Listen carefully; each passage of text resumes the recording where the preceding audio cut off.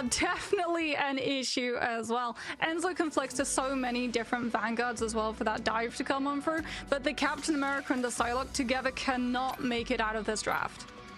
All right, playing for some plane tickets and the tickets of a grand finals against Rad Esports. EMEA's losers finals starts right now. Both of the Lokis going to be removed, Saipei and Ken not going to be able to get their premier strategists. And that's also going to mean that Dive is going to find so much more value. These Psylocks are going to be salivating at the prospect of utilizing Dance of the Butterflies. As poor Phi, well, the Human Torch has already had a fire extinguisher taken to him, as Brbrpatapim will not allow him through the ban system. Trying to constrain the hero pool of Phi. And we have seen these Human Torch players occasionally get targeted out. That was what happened versus Zero Tenacity yesterday. Smashnez having their hero pool minimized constantly. It's going to be a protector for Captain America here. And this might actually force out a Psylocke ban from the side of Virtus.pro. They don't want to go up against the Poly-Pokey duo. This addition of Poly and Pokey really was what elevated the former OG roster from a second place, always the bridesmaid, into competing to be the bride. Yeah, Virtus.pro are probably going to want to prioritize having some form of Shield Vanguard 2 next to that ammo, although they have liked putting Nevix onto the Hulk, though Tanuki does like to flex over to the Star-Lord as of late, so having Meteor M in the mix would definitely make it a lot easier to deal with the Galactic Legend as Brbrpatapim. Remember that Virtus.pro like targeting out that Cloak and Dagger, and they'll grab them for themselves instead. Virtus.pro and Brbrpatapim notably are yet to touch the Punisher, either to ban or to block. All right, now decisions for Virtus.pro. Do you want to ban the Magneto? Do you want to ban the Psylocke? Could counter ban the Human Torch here. A lot of options open. And it does seem like Virtus.pro might have access to Magneto themselves, but I don't know if they're going to be too keen on running it when we've seen so much value come from Nevix playing the Hulk recently. Going to protect the Psylocke here to make sure that it cannot be target banned. And having a Psylocke often is the greatest answer for the enemy team having a fantastic Psylocke player like Pokey. Just mark that with Spark, who's always happy to take that duel. There's got to be a Luna ban now from Brbrpatapim, though. Because they've been able to remove the Captain America, but you absolutely do not allow Sparker access to a Psylocke with an idle aura attached to it. But no, it's going to be the Star-Lord ban. So Virtus.pro get both the Magneto and the Emma and the Luna and the Psylocke. They're very much getting a premier composition coming all through, but it does deviate drastically to the last time these two matched up onto Krakoa, as Virtus.pro's entire composition was based around Torch. Yeah, the entire thing based around Phi getting value on the Torch. But for those of you who don't know Phi's history in competitive hero shooters, used to be a little bit of a hit scan aimer, a sniper enthusiast. We haven't seen much Black Widow, of course, as she does require that Mantis pocket to really get a huge amount of value. Does have a new team up with the Punisher, but we're yet to really see both of those get drawn out. Krakoa is where we are going to start our lower bracket finals here. And it feels like both of our teams are going to be sitting at full strength even after the ban phase. Yeah, Rescomp made it through as well, even though the Star-Lord did not manage to make it through. Adam and Mantis were left untouched. That's a potential avenue of pivot for one of these teams to come on out. But it definitely feels like we're going to be seeing Virtus.pro try to establish this win condition, the final judgment on that Punisher, to potentially play havoc into Brbrpatapim when they want to try and play aggressive, although it's going to be up now to Enzo with the reaction check of that Meteor M to shut it down entirely. All right, speedy rollouts from everybody. We're going to see Ken rolling through on that Invisible Woman as well. We won't have a team up, but we'll be able to potentially use Force Physics to create some unpleasant scenarios in conjunction with the Feral Leap of Tanuki. Not just that, but having Guardian Shield to be able to block the Meteor M if it comes towards Spy, as well as Dreedro when they're in their animations of their ultimates, as Virtus.pro take the high ground. They know that Tanuki is going to be on Wolverine, Polly and Pokey on the Captain America and the Psylocke, and they don't want to leave one of that backline vulnerable, so stack up it is. All right, backline already assaulted, but Polly forced to go elsewhere by the culling turret. For now, Brbrpatapim, they're just really focusing in on getting control of this objective as early as possible. Still, a little bit of tip-tap-toe coming through from the Virtus.pro Vanguard line. Oh, that's going to be a big grab there. Nevix actually instantly uses their sonic projection to try and peel for themselves midway through that leap, and it seems to have worked for now. Enzo's fallen on the other side. Fire's just pumping out the damage with the assault rifle, and it seems like Virtus.pro, their more patient play style, going for the high ground control here, possibly possibly has paid dividends. Still Brbrpatapim, even down there Magneto, yet to give away that much invisible boundary drawn up in relation to the incoming damage. And Fincy on the other side might well have got inside the invisible boundary, could have been healed up. And Brbrpatapim, now it's time to try and use the Eternal Bond. It's an attempt to shut it down, coming through from 5, focusing in with this final judgment to get as much damage as possible over onto Alex, using the physical cover, and a quick hop into the Dark Force dimension is all that they need. Extra damage coming through from the Dance of the Butterflies. That's going to be Pokey picking up 3 final hits, and Brbrpatapim with early control. So much went on to fight and make sure that he survived that ultimate. Coming on out, the Bulwark from the Magneto, which meant that it wasn't up and available for when Dance of the Butterflies comes through. Fight gets a little bit too uncomfortable, tries to shotgun plus jump out of it, but that just means one less body to absorb, and Pokey gets all of the value. And Brbrpatapim are going to be able to pick up first point cap. Now we're going to see the pivot fires over onto the Namor Nevix, the Hulk, so that they can have the Gamma team up. But when the Wolverine, the Psylocke, and the Captain America try to show up, they've got that immediate burst down with the Gamma Monstro. And that's going to allow the space for Sparker to start getting a little bit more aggressive and force Tanuki back further. Yeah, making inroads into the back, Polly falling low as well. I believe the passive of Tanuki has been burned. Freedom Charge going to give her that over health.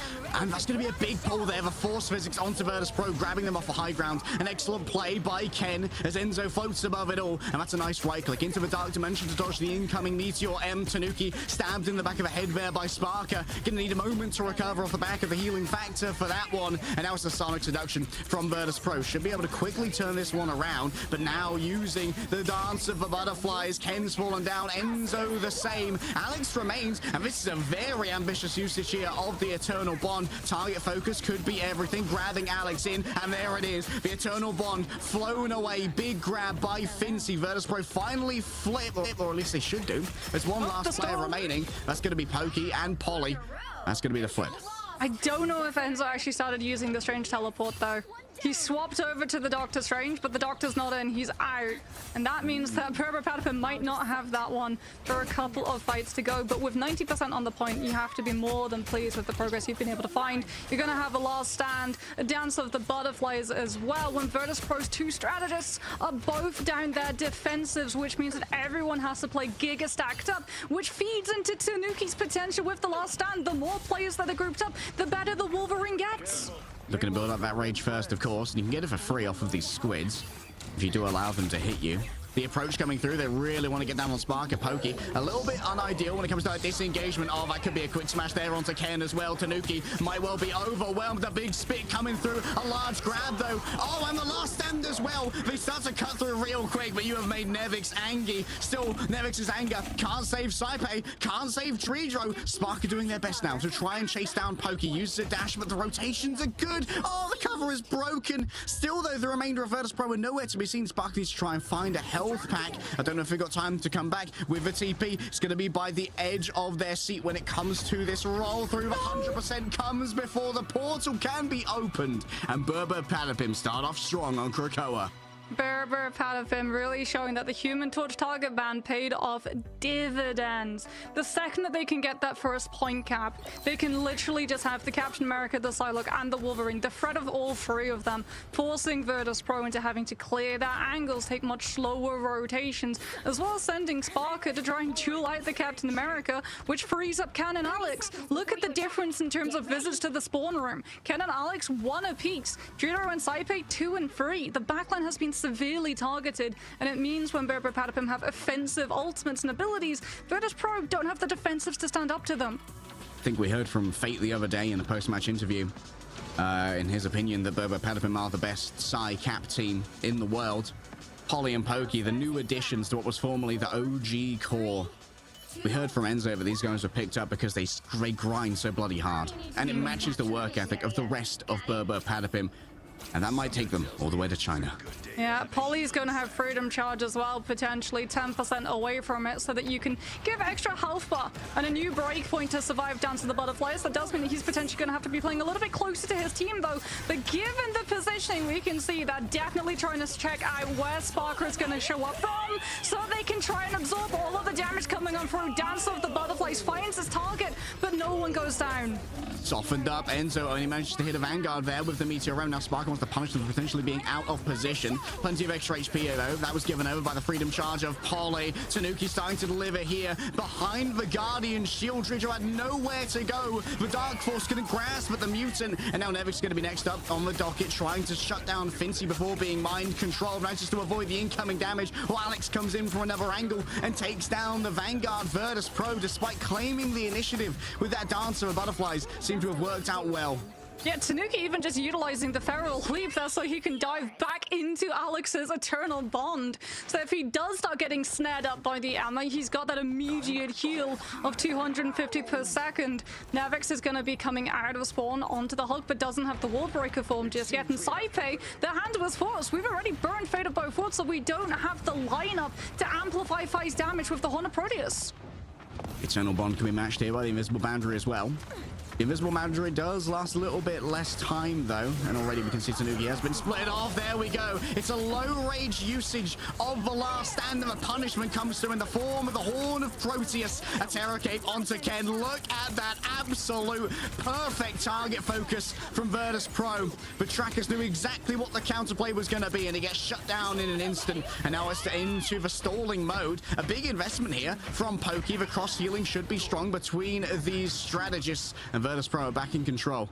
Yeah, and Virtus Pro don't really exhaust all of their ultimates for the cost of that Dance of the Butterflies either. Very much playing the bait and switch game, walking out knowing that Tanuki's last stand wouldn't be able to take one of them down permanently, and it allowed them to mark out the Wolverine's position for the Horn of Proteus to just catch him into that earthbound state. And so it's going to have the Meteor, and the Dridro is already out of that Eternal Bond. Saipe is going to be the target of choice for that Magneto, but you can get shielded by the Hulk as Dance of the Butterflies comes on through and stalls like Brbrpatapim's approach once more. That's Nevix's bubble though, burned. Fresh dance just dropped. No need for bubbles now. Time to get violent as the rage consumes Nevix. The Swede is drawn into the backline, and the Eternal Bond will buy some space for Brbrpatapim as they try to take themselves over to a point. Instantly grabbed by the Wolverine. Percentage damage, cares little for a 1.5k health pool. And that's good value there from the side of Tanuki. An instant popping of the Fate of Both Worlds means that Enzo gets very little off the back of the Meteor Ram. Actually going to be taken down potentially off the back of a Terror Cape. Incoming from the back. Multiple stuns, but the freedom charge means that everyone can survive the Horn of Proteus as it rolls on through. Virtus Pro still in control, but Polly in the back is an absolute menace to deal with. Into the Eternal Bond, it deals with the meager damage of the Captain America, and the Sonic Seduction could be everything here to try and isolate a player who's out of position. Outside of that invisible boundary, though, it seems like most of Brbrpatapim have survived the onslaught. Fire in the back taken down, the Monstro spawns banished, and Sparker has to try and make something work here as Polly continues to harass and harangue the backside. Oh, Ken, the perfect push stops Spark from delivering the damage off the back of that, but Tanuki's got no such issues, staying on target all the time. A quick X across and crosses out Sparker, exiled momentarily, but Brbrpatapim reclaim control. It's a long fight though. One that Brbrpatapim, if they lose one more fight, they're not going to have the opportunity. If they go down staggered, one of them can Strange Portal, but if it's a full team wipe, then we go next round over towards Carousel. Fai's gonna actually swap over to the Wolverine himself just to play counter grab for when Polly tries to jump on through and create the space for Pokey to come on out with the Dance of the Butterflies. As Virtus Pro, they know they don't have the ultimates right now to go toe-to-toe with their opponents. Nevix even onto the thing too. We're gonna be playing full damage reduction. Fastball special, good to go as well. Or a cosmic fastball, I believe, and it's the thing who's throwing. Virtus Pro, they've got to burn through quite a bank of ultimates here from the side of Brbrpatapim. This is going to be a lengthy time bank too. By going for the ultimate poke charge, they're allowing the point percentage to creep closer. Dance of the Butterflies is the first to come out. Enzo trying to catch the tail end of it with the Meteor M, is not able to find the pick though. Pokey survives and Polly is still holding on to the freedom charge. Brbrpatapim are going to be able to sustain the next 13 seconds with Eternal Bond and outlive and out-sustain Virtus Pro side. Oh, let's take down Polly before the freedom charge comes through. Indeed, there's no time to hit the Q here, but Nevix has been traded out on the other side. Sonic Seduction, Fincy just cannot find the value right now. Tanuki down to a singular little flick of HP that remains. Enzo going to be the main target here. Big grab onto Pokey. Oh, even with the feral charge itself around the Guardian shield, the damage is not going to be fatal when Sparker starts to deliver that dance macabre. But for Virtus Pro, it's all hands on deck. Every gun firing. Send everything. Send everyone. 100% almost about to be ticked on over, and Polly cannot hit the deck before it becomes 1-1. This is going the distance.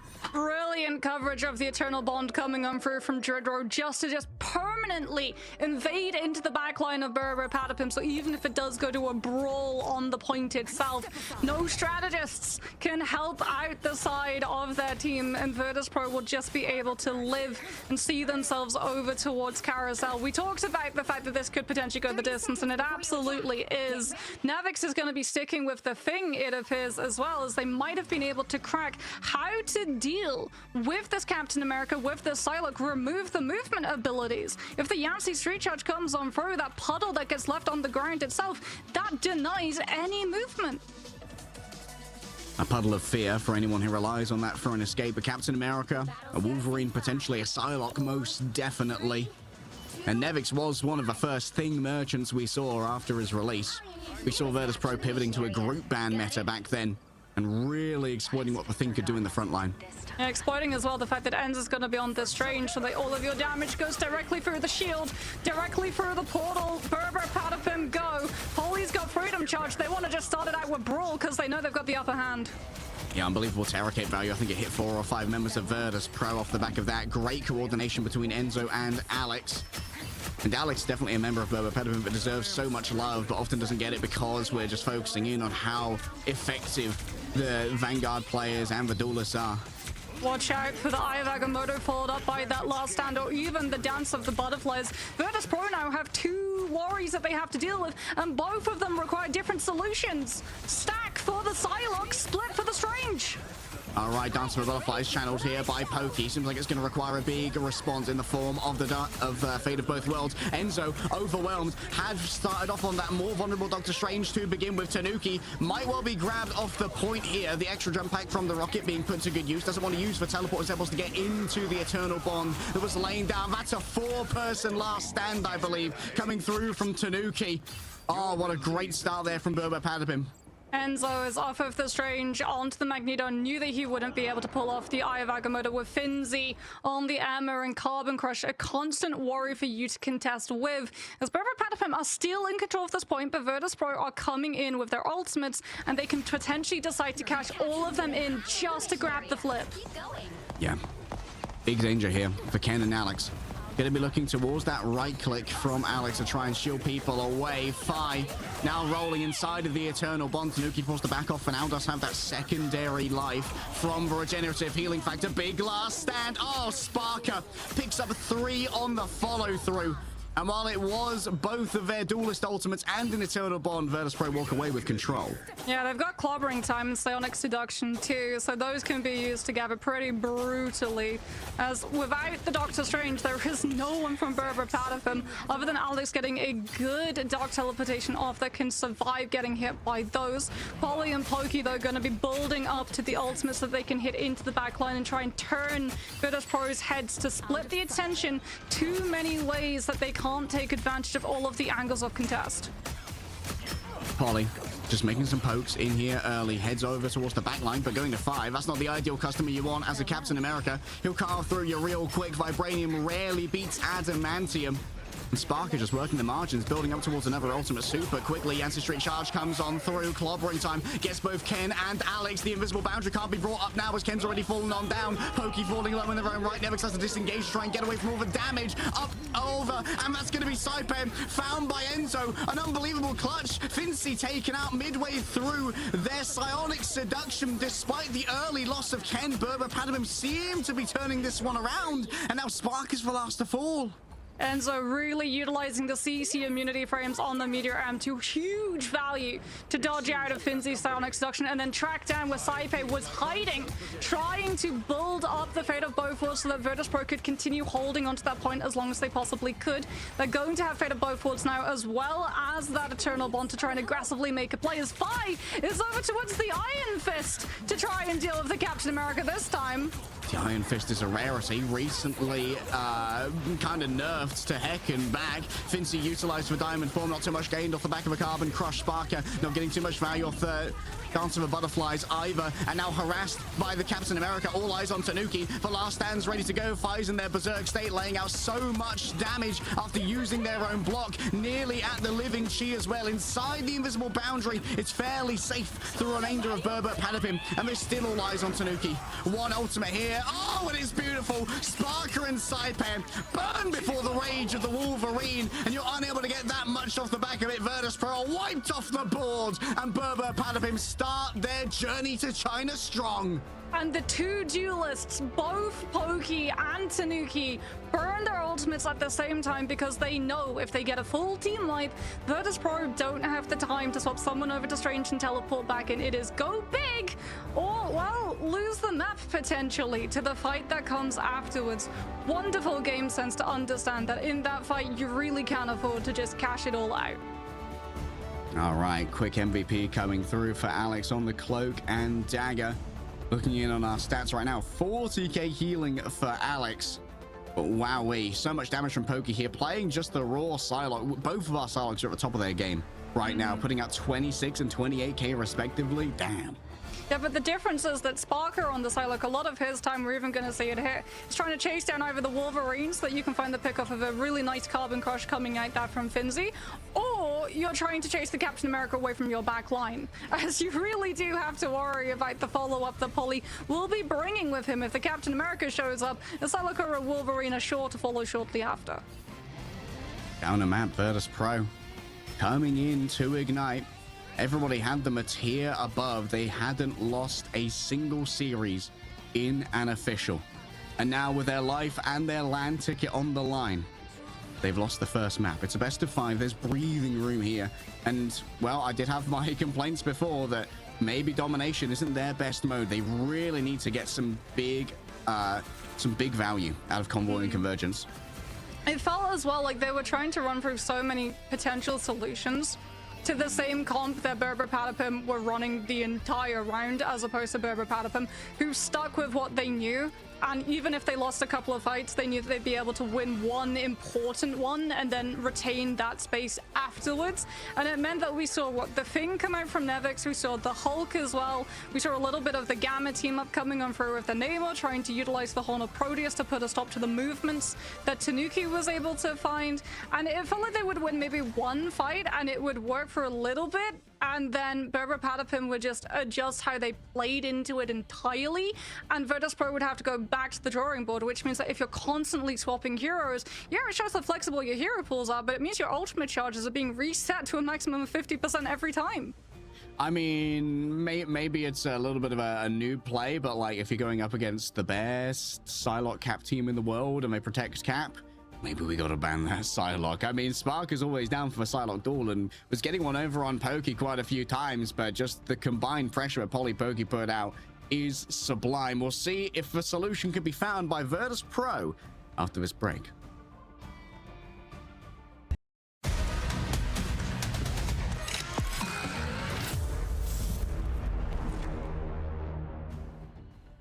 Brbrpatapim get to start our series showing off their best looks. Polly and Pokey on the Captain America and Psylocke. You couldn't ask for more, Mox.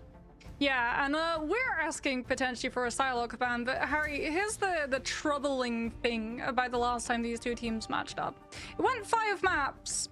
Not a single time did Virtus.pro actually ban out the Psylocke. They went for the Captain America, but they left the Psylocke on the plate permanently.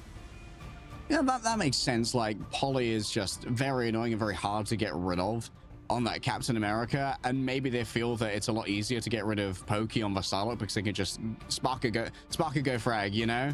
Send Sparker to try and take that 1v1, and Sparker often wins those, as we saw towards the tail end of the Grove. But we'll have to see as we go into map number 2, which is going to be VP's choice, what the adjustment is going to be. Yeah, I wonder if they take us to Araco.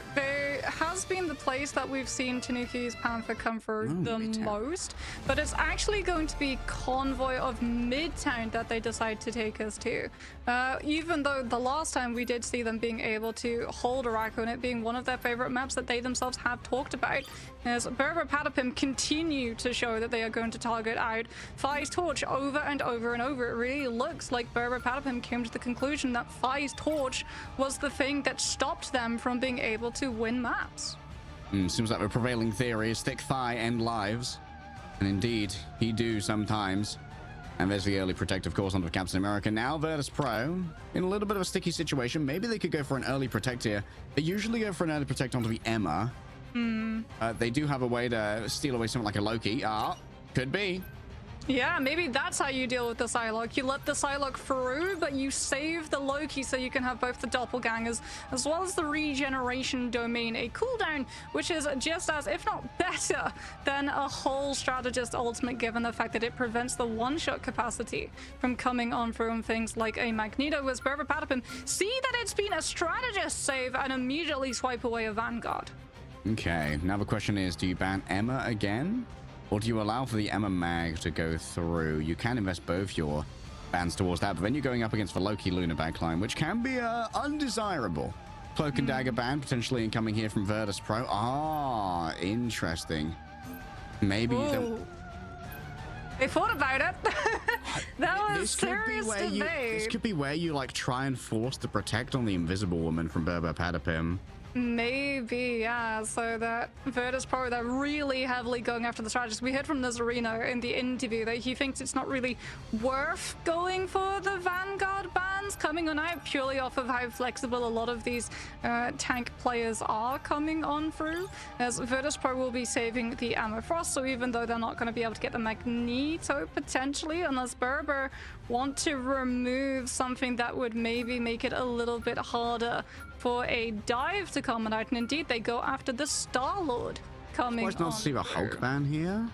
I thought we would potentially see the Hulk ban too, so that you couldn't have the Gamma synergy team up with the Namor, especially since Virtus Pro, it feels like their default composition as of late has been Emma Hulk as their Vanguard lineup. And they're like, this is the adaptation we saw last time. Like Virtus Pro, I think they went for the Mantis ban instead of the Adam ban, similar to their previous ban phase against Berber on Hell's Heaven, where they went for all the strategists. Okay, so now the Mantis might be a little bit less playable unless you're going to go for like a Mantis Ultron Invisible Woman. Yeah, I feel like Brbrpatapim are going to be able to go for, Mantis, Ultron, Invis. So this torch of Tanuki is going to be incredibly pocketed. And yeah, this was sort of a prevailing theory coming on through that maybe some of these teams would pick up inspiration coming on through from the Asia region, which has loved dive compositions as well as pocket picks with Captain America, Ultron, and Torch coming on through. And Brbrpatapim definitely feel the closest in identity to one of those teams. So it's not surprising that would be a pivot, given the fact that Virtus Pro immediately removed the Adam Warlock, having probably horrible flashbacks to the last time they played them on this very map. Yeah. Let's see if they've been watching their Gen G or Reject mods, picking up some tricks here and there, but feels like Brbrpatapim probably are our strongest, like, core identity team in EMEA. They really do love their go fast dives. And we'll have to see how the Mantis is going to play into that. Allowing you to 2-tap on Ultron is not to be underestimated. We know that Poki's a very accurate player, but it's going to be Tanuki who's actually going to be picking up the Ultron here. Yeah, I think you do have to worry, though, from a Flyer's perspective, that both the Punisher and the Winter Soldier made it through in terms of duelist potentials. But then again, Tanuki will be shielded both by Imperative Firewall and that Guardian Shield, as we can actually see Sparker starting off on the Winter Soldier so that he has the Bionic Hook, as well as Tainted Voltage to potentially clip a wing from that Flyer coming on through. But first, he has to win the lane duel between Poki and the Psylocke. Just keeping Poki at bay here could be everything. Just buying that space for Druidro and Saipair. You can see already the regeneration domain seems to have been used here. Kinsman never extended though. Nevix managed to find the back of that one, and Nevix, what a mechanically gifted Vanguard player. You know he's going to be absolutely pouring out damage on this Magneto. Saipair too. All of the spam damage has been coming out from the Flyers. Has been able to channel it into Cut Off Mischief Charge. We're 9% away from the first ultimate. It feels like Virtus Pro only just started the map. shades of the old metas here from Virtus.pro, and to be fair, maybe the old meta is a bit of comfort for Virtus.pro. This was where they were essentially undefeated, except now they have a little bit of additional frontline power in the form of the Fincy Emma Frost. Tanuki is going to have Rage of Ultron, but you don't want to use that alone. Maybe it's just to force out that God of Mischief coming on through. That's Regen Domain and God of Mischief all at the same time. Saipe utilizes the shift into the Lunar Snow, gets a huge ice arts off inside a small room, and Brbrpatapim, more than satisfied with the ultimate that they've been able to bait out, are just going to hold themselves back. Yeah, just having to use that Fate of Both Worlds towards the end, because otherwise it would have been lost as Saipe's cloning went to bed. Of course, there's a lot of value just in the vanilla clone of the Emma Frost. Of the Lunar Snow, rather, as she does have great vanilla gameplay without any ultimate. Using the Aegis shield here just to try and protect everybody from the incoming Sonic seduction. This is a dangerous time to be Sparker. Kicked into the wall, the second Fate of Both Worlds now coming forth. Oh, it's like the times of old. She's actually focusing on allowing damage here as fires up at maximum rage. Big dunk coming through. Alex's invisible boundaries shut on down. Ken's not going to be long for this. Well, the Trooper's fist is what finishes this song as Sparker just pumps his fist to the beat, and Virtus.pro holding strong. There was a little bit of a min-max coming on through from Berber, though. Hoki started off on the Psylocke, has actually now swapped over to the Ultron, retained 50% charge, has another Rage of Ultron. Tanuki, who was on the Ultron, is now on the Torch. He's going to get the Supernova, and Rage of Ultron has CC immunity, but not if you get crammed out by fire. The cast of it! Poki loses the ult! Unbelievable value there from Fire, showing they're not just a Human Torch player. Another big grab coming through. Man, Alex has been so on top of it with his force physics when it comes to peeling, even if it did not save the ultimate of the Ultron. Tanuki feeling rather unbothered here. No pokes are really going to be coming his way as he rains down fire from above, raising the temperature for Virtus.pro. Polly's approach has been noted here by the Wolverine, and Sparker looking to see what they can do with a tainted voltage. Knock someone out of the sky, put them into a waiting arms to the remainder of the Polar Bears. Saipe instantly has to use the God of Mischief, popping out the Fate of Both Worlds. Enzo overwhelmed. Now Brbrpatapim, they only have 50 seconds remaining. Poki finally popped out the Rage of Ultron, but already the damage had been done. Ken's been overwhelmed. Polly can't stand up to the damage that Fire's bringing to the table, and Poki, the disengage here is going to be very perilous. Tanuki's come through on the Black Panther. The emergency button's been pressed.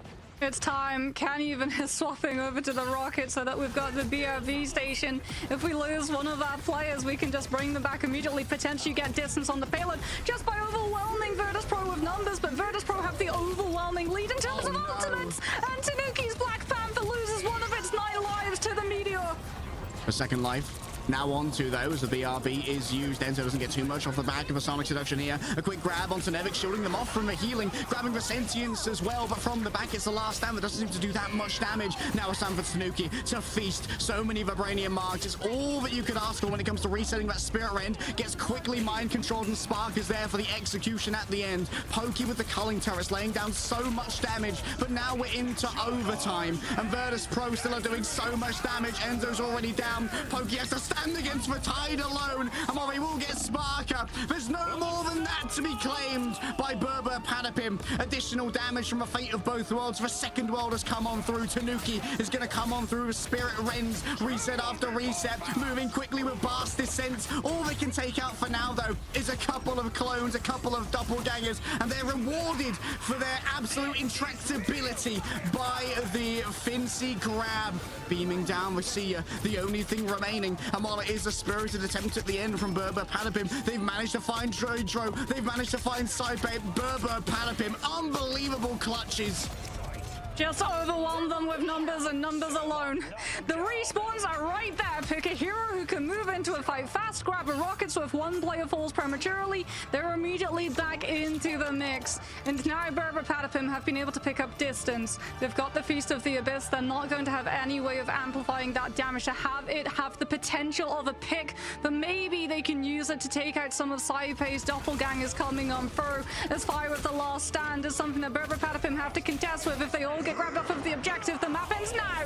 Spirit Rend still off of cooldown. Fi taken down as they place themselves on the point. You see the Sentience grab right there. Fi still down. Fate of both worlds rolling through. Saipe not going to be taken down by the Feast of the Abyss. Enzo can't quite get the value off the back of it, but can still try and make the engagement happen. Pokey moves on forward. The Final Judgment could be what saves them here. And then Nevix, they can't get the value off the Meteor Rim. It must have been a Guardian Shield that got in the way. A second Fate of both worlds. All in here for Virtus Pro. They want to stop this defense here and now. But Brbrpatapim, they're not feeling overly threatened. The damage isn't there. Sonic Seduction could be the turnaround. A culling turret once again dragged forth by Pokey. But now it's shades of the old world that are once again flashing before my eyes. The culling aura, it needs to be finished. The resets aren't there. It's Polly in the back, dodging the bionic hook as it comes on through. And Saipe's been taken down. Tanuki, it's always Tanuki. When Brbrpatapim demand a hero, the Black Panther shows his face and attempted a chase down from Sparker. The healing's coming through, but there's no one to contest. Brbrpatapim, stay alive. Okay, heroes of the hour. Alex, Guardian Shield, blocking Meteor M for Pokey on the Punisher Culling Tower. Absolutely huge. Being able to get the invis boundary too over the objective so that Brbrpatapim can keep matching wits, and Ken's BRB station brings Tanuki back once more. We talked about 9 lives. It's being a little bit literal in the case of the Rocket Roundabout now, as Virtus Pro must be tearing their hair out. They thought that they took away the potential of a sustained composition with res bands, but no, Brbrpatapim have found a way. Beast of the Abyss gets grabbed by the bionic hook from Sparker and sent packing all the way back to spawn. And Brbrpatapim, though, still keeping the payload moving, safe behind the Punisher turret with that Guardian Shield. And Tanuki is just being the frontline core that Virtus Pro have to turn their attention to deal with first. Oh, and there's so little time. Only a minute and a half remain because of how long it took to get through first here. Fire just trying to make sure that any poly engages heavily taxed. Invisible boundary and the metallic bulwark come on out. The MVP treatment from Brbrpatapim to try and keep their Captain America alive and punching. Just dodging in and out now. The regeneration domains have already been burned from the side of Virtus Pro. But they still have a Kraken impact in the back pocket. Poly in towards the back. Can escape from a Kraken impact if it is sent his way. I believe that's a big grab coming through from Tanuki onto Nevix. Enzo's there with a final hit that was needed to try and put Magneto to bed, but Polly's traded out on the other side. Still, the cart's been moving this entire time. They've been bowling as well, ultimates to pocket the final judgment, and now out it comes. Out goes the bulwark, there's the sea, amplifying all of that damage. The regeneration domain comes on through from Saipe, so they can aggressively try and jump upon this Punisher once that ultimate's removed. Enzo with the Meteor M tries to hold the space and absorb all of the damage coming Pokey's way, and Brbrpatapim have been able to live, but it's temporary. But Tanuki, he's in the back, he's off the Panther, he's got the Luna Snow, Drigger almost goes down, but the peel is there. Oh, Pokey gets resurrected by the BRB as well. This could be a little bit of a stagger. Towards the end, you can see Nevix just slowly rolling up until the Iron Volley grabs him. They got a TP. They've got a TP. They can go all the way behind. This is what they did the last time that Virtus Pro tried to hold a defense of Midtown, and they're going to just try and jump potentially on one of those strategists. Saipe and Drigger both don't have their ultimates. They're trying to find a pick as immediately Polly comes out with the Freedom Charge, aggressively claiming so much space. Sparker isolated, needs to be given the metallic bulwark. Meter around, where do you put it? There are so many shields in the way, sending it towards the Rocket Raccoon, who takes to the skies to avoid the incoming spicy meatball. Tanuki in the back, super low, I believe does not have their passive to try and play with, but Pokey's got themselves a shooting gallery now with the culling turret. Finty might find themselves overwhelmed. It's down to Fi now with the last stand. Surely no more chokes from the side of Virtus Pro. All he needs is one good ultimate to shut this down first. Polly's already down. Fi to only have a couple of moments of HP. Enzo has been taken down as well. Brbrpatapim, their front line has been demolished, but a new front line has been gained in the form of Pokey. Tainted voltage racks through his veins. He's shocked in place. The remainder of Brbrpatapim have got to be on this cart at all times. Tanuki hit with the culling aura. There's no passive to play off. Only the heals can try and sustain them. Sparker reigns over it. He's a magnanimous king, but in the end, the demand for blood and execution gets past any local ordinance. A hold in the underground, but Brbrpatapim are going to be thanking their lucky stars for this. I mean, they got so much distance. So much distance. It really did feel like it was going to be a spawn hold. But even that last fight, there's so much intelligence that goes into how they played it. Tanuki, all the way out on third, was just playing bait to draw Sparker away so that the Tainted Voltage couldn't actually connect onto the core of players from Brbrpatapim, since he was so close to the Kraken Impact. And Kraken Impact is not an ultimate you want to go against in overtime when all you have is an invis boundary and a Sia coming on from your Rocket and your Susan Storm. And even then, Alex is able to get the invisible boundary up. They try to make a play. Pokey goes on through with the final judgment, with the window of grace that Tanuki had provided, free from the attention of the Winter Soldier, but it is not to be. No picks come on through. A huge last stand as well, coming out from 5, being able to grab the Doctor Strange of Enzo, and even the Guardian Shield coming through from Alex isn't enough to keep the Vanguard up. I believe Cypher is currently on track for about 50k heals per 10. Wow. A little bit ludicrous right now, the stat lines. Admittedly for Pokey, 16 and 6 currently. Getting a lot of A13. Harry? Which is pretty strong. I believe that's a Jeff silhouette outside the door. I'm pretty sure that Brbrpatapim's backline is currently both the Jeff and the Rocket coming in for, and indeed, there it is. We're going for a close hold. We're going for as much delay as possible. Virtus.pro do have Sparker out on the Moon Knight already, though, so there's going to be a lot of Ank bounces inside that small room. 25 more HP, baby. He's super playable now. Out goes the Crescent Blade. Alex falls down. Remember the AoE off the back of those Iron Volleys as well. It's not to be underestimated. First Resurrection comes on through. Tanuki and Enzo not going to be quite so lucky as Fi starts to erode the space with the Adamantium Claw strikes.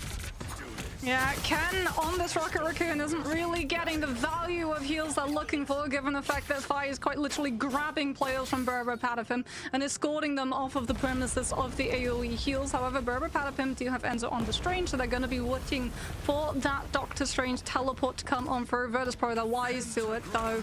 They're going to be anticipating, and indeed, there it is. The immediate reaction, no one goes down early.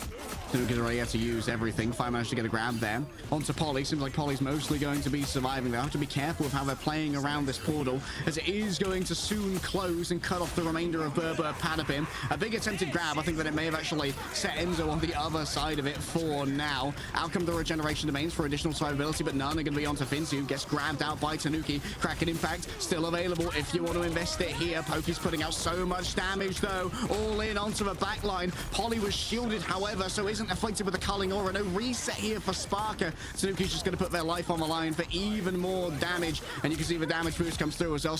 Cypher's just nasty with it, man.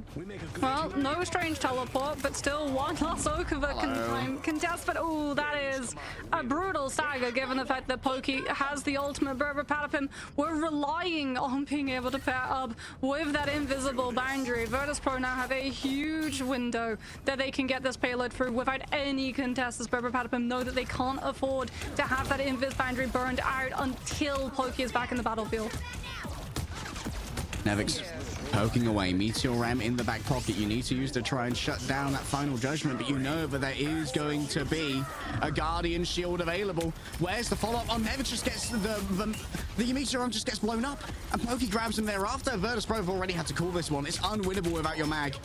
No invis boundary needed either. That's huge for Alex, who's going to be able to save it to match wits with either Dredge or his fate of both worlds, or potentially cover the team in terms of sustainability and survival against the Psionic Seduction coming on through from Finzi. Sparker's going to have a Kraken Impact too, but with 1.5 minutes left on the clock, Virtus.pro could very well see that time bank diminished all the way to overtime if they don't pull off this push.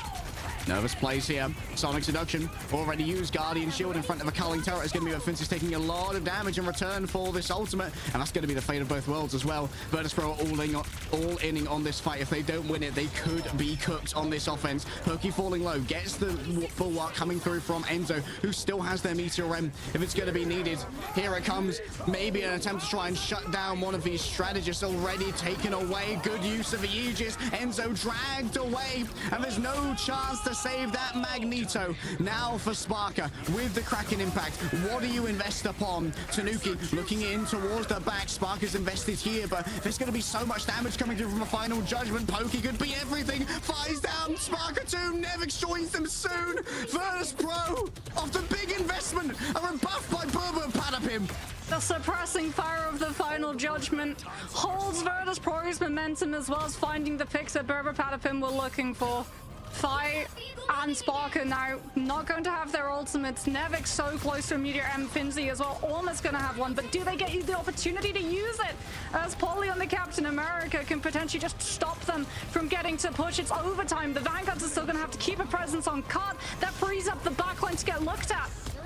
Polly runs the interference. There are no ults on the board. It's going to come down to raw mechanical know-how. And Fi starting off with the culling turret's already down. Tanuki falling low. Still has the passive to try and work with, and the healer's attention is good for the moment. Fincy might be overwhelmed. There's Vasily is built up so quickly. The regeneration remains nowhere near at the moment. Nevix had to use his bubble for himself. Oh, Luna can't keep up. The Vanguards of Virtus Pro are down. They looked so good to begin with here on Midtown, but now they're going to have to do it by the skin of their teeth. Fi's already down, and look who's got yet another ultimate. It's always Pokey rolling through, delivering justice and delivering supremacy for Brbrpatapim.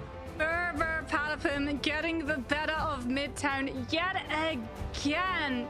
Even though the first original stagger hold was broken in spawn by the Moon Knight coming on through, the strange teleport was also broken immediately, but it bought them so much time off of the clock. 3 fights minimum is all that you need. It's not about quality of fights on the defense, it's about quantity of them until you get to that last fight over the overtime contest coming on through on the last. And unfortunately for Virtus Pro, they just weren't able to. Like you said, Dridro comes on through the fate of both worlds, but the payload, actually the LOS, blocks it from being able to apply over after Tanuki had been able to find the grab and carry them deep to enemy territory. Even the Loki regeneration domains aren't enough to give Virtus Pro any form of hold over the space when Brbrpatapim are in full control. And let that be a notice to you. Don't flame the Rocket players in your games, because if Ken can do it, you can do it too, right? And this is the same fix they had on Hell's Heaven against Virtus Pro last time when we saw this full strategist ban strategy. They had Ken go over onto the Rocket Raccoon, pumping out so many heals for Sia. It works so well in conjunction with the final judgment, because how can you shoot them both at once? It's such an aggro draw that it just provides extra survivability to Pokey as well as the extra damage output. Yeah, and Virtus Pro, like, they were trying so hard on their attack, especially when we went to those last couple of fights, to just force out the invisible boundary coming on through from Alex, and Alex just holds on to it. They know that Virtus Pro still have the Kraken impact coming through. Then finally the Invis boundary gets forced. But because we'd had that stalemate for so long, Pokey with the culling turret had been able to build up another final judgment. And the second that the Kraken impact comes on through, all of a sudden you've got a Punisher ult sounding off on the main road, and Virtus Pro can't give any of the resources that Sparker would require to convert that Kraken impact into a first point take.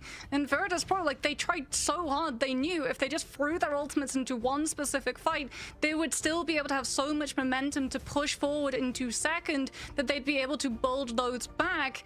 And Brbrpatapim just did such a good job of absorbing all of the pressure and still holding onto resources for the fight that came afterwards. Unbelievable fight planning and mechanical excellence from the side of Brbrpatapim. They are one map, Mox, from not only going to China but knocking out Virtus Pro. The team everyone said going into this tournament was the best in the world. Can they make it all the way? Find out after this break.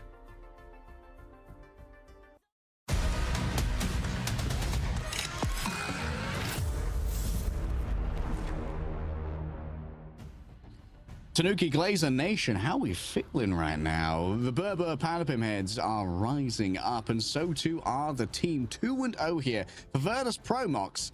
It's reverse sweep or full. I mean, you say Tanuki, but I mean, come on, we have to give Ken the flowers too. Oh, yeah. That Rocket Raccoon, I lost track of the amount of few right backs Tanuki was taking on.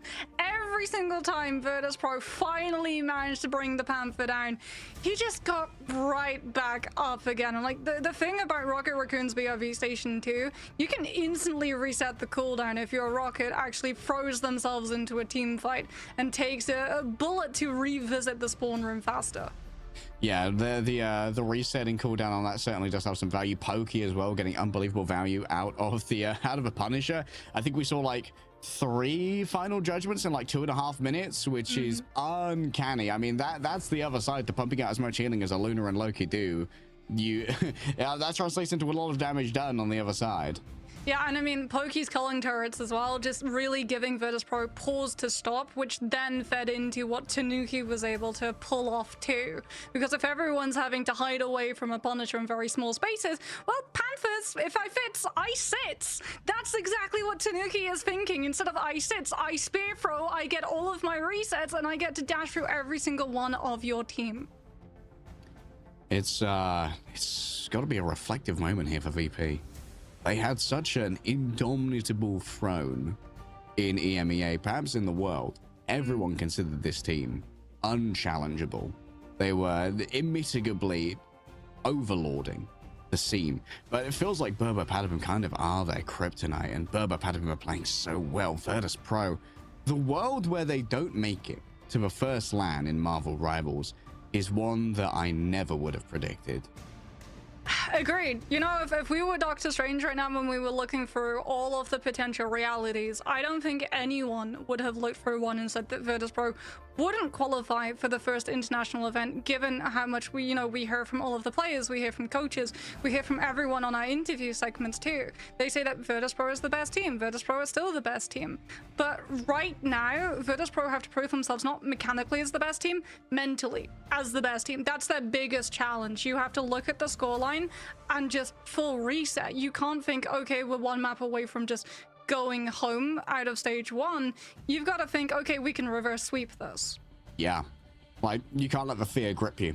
You've got to let ambition carry you forward. For Virtus.pro, they get to pick the next map. Their fate is still in their hands. At the end of the day, the only person behind the mouse and keyboard, or controller if you're Enzo, is you. And every match is winnable, especially if you're as talented as Virtus.pro. You're going up against the talent of Brbrpatapim, so it's never going to be easy. You need the determination. Too. is the worry. It has to be a convergence map, since we're still in our first 3 map cycle. We've had domination, we've had convoy. You've got to now take us to a convergence, and that means, you know, if you win this one, Brber can choose to take us to domination next. It's going to be a really uphill battle. We cannot undersell enough how hard it's going to be. As Virtus.pro decide to take us to Hall of Deshalia, I'm not at all surprised to see Symbiotic Surface avoided like the plague, given the fact that Tanuki's Panther has run amok in those particular corridors of second. As I'm also not surprised to see that Fai's torch has just been permanently put on exhaust duty. He's never getting to see it through, as Brbrpatapim again insta-ban Johnny Storm. Yeah, have Brbrpatapim solved it? An early ban potentially on the Psylocke here. This could be nifty. Are they going to go for a save on Saipe's Loki though? This is new. This is the first time that they've ever bent the knee and banned the Psylocke against Brbrpatapim. I mean, it's what we suggested after map number 1. When you're going up against the best Psylocke cap team in the world, it might be time to ban the Psylocke if the cap is the first protect. Yeah, because like the cap you don't really have to worry about as long as Finzi is able to secure the Emma Frost, right? What you have to worry about is if you burn your Carbon Crush cooldown on the Captain America, and then Psylocke is able to slip through the net entirely free, as Wolverine is going to be the next thing to go. So Virtus.pro actually target banning out both of the duelists, Pokey and Tanuki, going to be coming under fire, as Brbrpatapim are going to make sure that Psylocke's not one-sided. Sparker's not going to be able to play her either. It's worth noting that even though we haven't been able to see it so many times, it's often target banned. Ken is a fantastic Loki for later in the series. Was one of the most notable Lokis. Oh, a protect here. A protect onto the Stoller would be interesting, because it might force out a counter Adam ban on Brbrpatapim. This could be a fake from Virtus. This could be a fake, or it could be a composition that they want to have open and pivotable too, and Brbrpatapim just can't take the chance. Even on convergence, res composition can be incredibly strong, especially on the defense, with the amount of time that it forces the attacking team to have to just absolutely slog through. You can't risk having to fight a res composition on A and then running out of time subsequently on second or third. So, question is, which of these that doesn't get protected is going to get banned? Because Magneto, very valuable protect. I imagine surely Virtus.pro ban out the Punisher here. Unless they want to get rid of something like a Luna? Potentially Cloak and Dagger? get rid of the Luna, but it is going to be a Punisher coming on for, and I think that is the better option, as Pokey was problematic, to say the least, for Virtus.pro to have to deal with every single time they wanted to push forward. Nope, there's a culling turret entirely cushioned by every single shield known to man sitting in front of it first. All right. One last chance. One last run. No more mulligans. For Virtus.pro, it's victory or annihilation on Hall of Jalia. Brbrpatapim looks like they're going to be putting their resources into res composition. We've seen them actually play over to the res comp. It was interesting how they adopted that playstyle when they were matching up against both VP and Rad for a little bit too, where they would play it upon domination maps like Hell's Heaven, and they could potentially do the same here, where you really do just take advantage of everything that's available to you right from the rip. You've got the Soul Revives coming on through for your Mantis, your Star-Lord, your Adam, which is going to be even more time, and a full aggressive push coming out from Virtus.pro's end to be able to secure those picks and put them onto cooldown. And that's before we even talk about what Soul Bond can bring to the table in the first fight. But Virtus.pro are going to have to just see it come out and back away and give up the space, as opposed to Brbrpatapim being able to win it out with a duel or building a strategist ultimate up first. Brbrpatapim going to be opening up here on the offense. And once again, Sparker putting faith in Old Glory, the Winter Soldier. Sparker, I think, understands if there's a res composition coming on through, that means that Tanuki's going to be on that Star-Lord. So having the Tainted Voltage to take him out of flight, as well as the Bionic Hook, could be absolutely huge. Plus, it's easy to land hooks through the Magneto shield, which is based around cooldown, as opposed to the Strange shield, which is all about the health bar. Virtus.pro have kind of everything they could want in terms of a ideal composition here. No excuses when it comes to having both the Mag, the EMEA, the Luna, and the Loki. This is all of their strength at once. True, but Brbrpatapim, they have so many resources. Out goes Polly all the way into the back line. We've already got Saipe coming in for the God of Mischief, but it's not in time. Had to go anchor onto the point to help out the front line, and it comes at the cost of Drudero now, which means that Brbrpatapim, they just fall back. They can win the fight afterwards.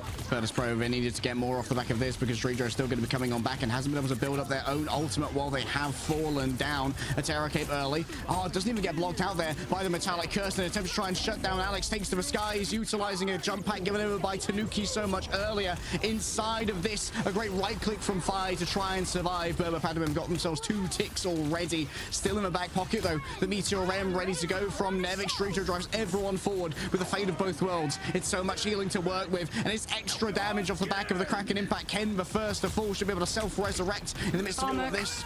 And Polly's just going to be able to go away. Tanuki needs to be shot from the sky right now, hides away from the incoming damage. From downtown, the Meteor Ram, it manages to grab a little bit, but not too much of a way of finished frags. Polly revived. Brbrpatapim, they are on the back foot though. They might be able to try and grab on back. Silent Sentience has been seized as Fincy lies in wait with the Sonic Seduction. The shields need to be drawn on up. Tanuki, isolated for now, gets away from the Seduction, and yet another Eternal Bond here from Alex as Tanuki falls elsewhere. A self-resurrection in the middle of everybody. It's so brazen, but now they've lost out on their Eternal Bond. A quick turnaround from Fi. A quick 180 slip, turn it around. A devious lick indeed.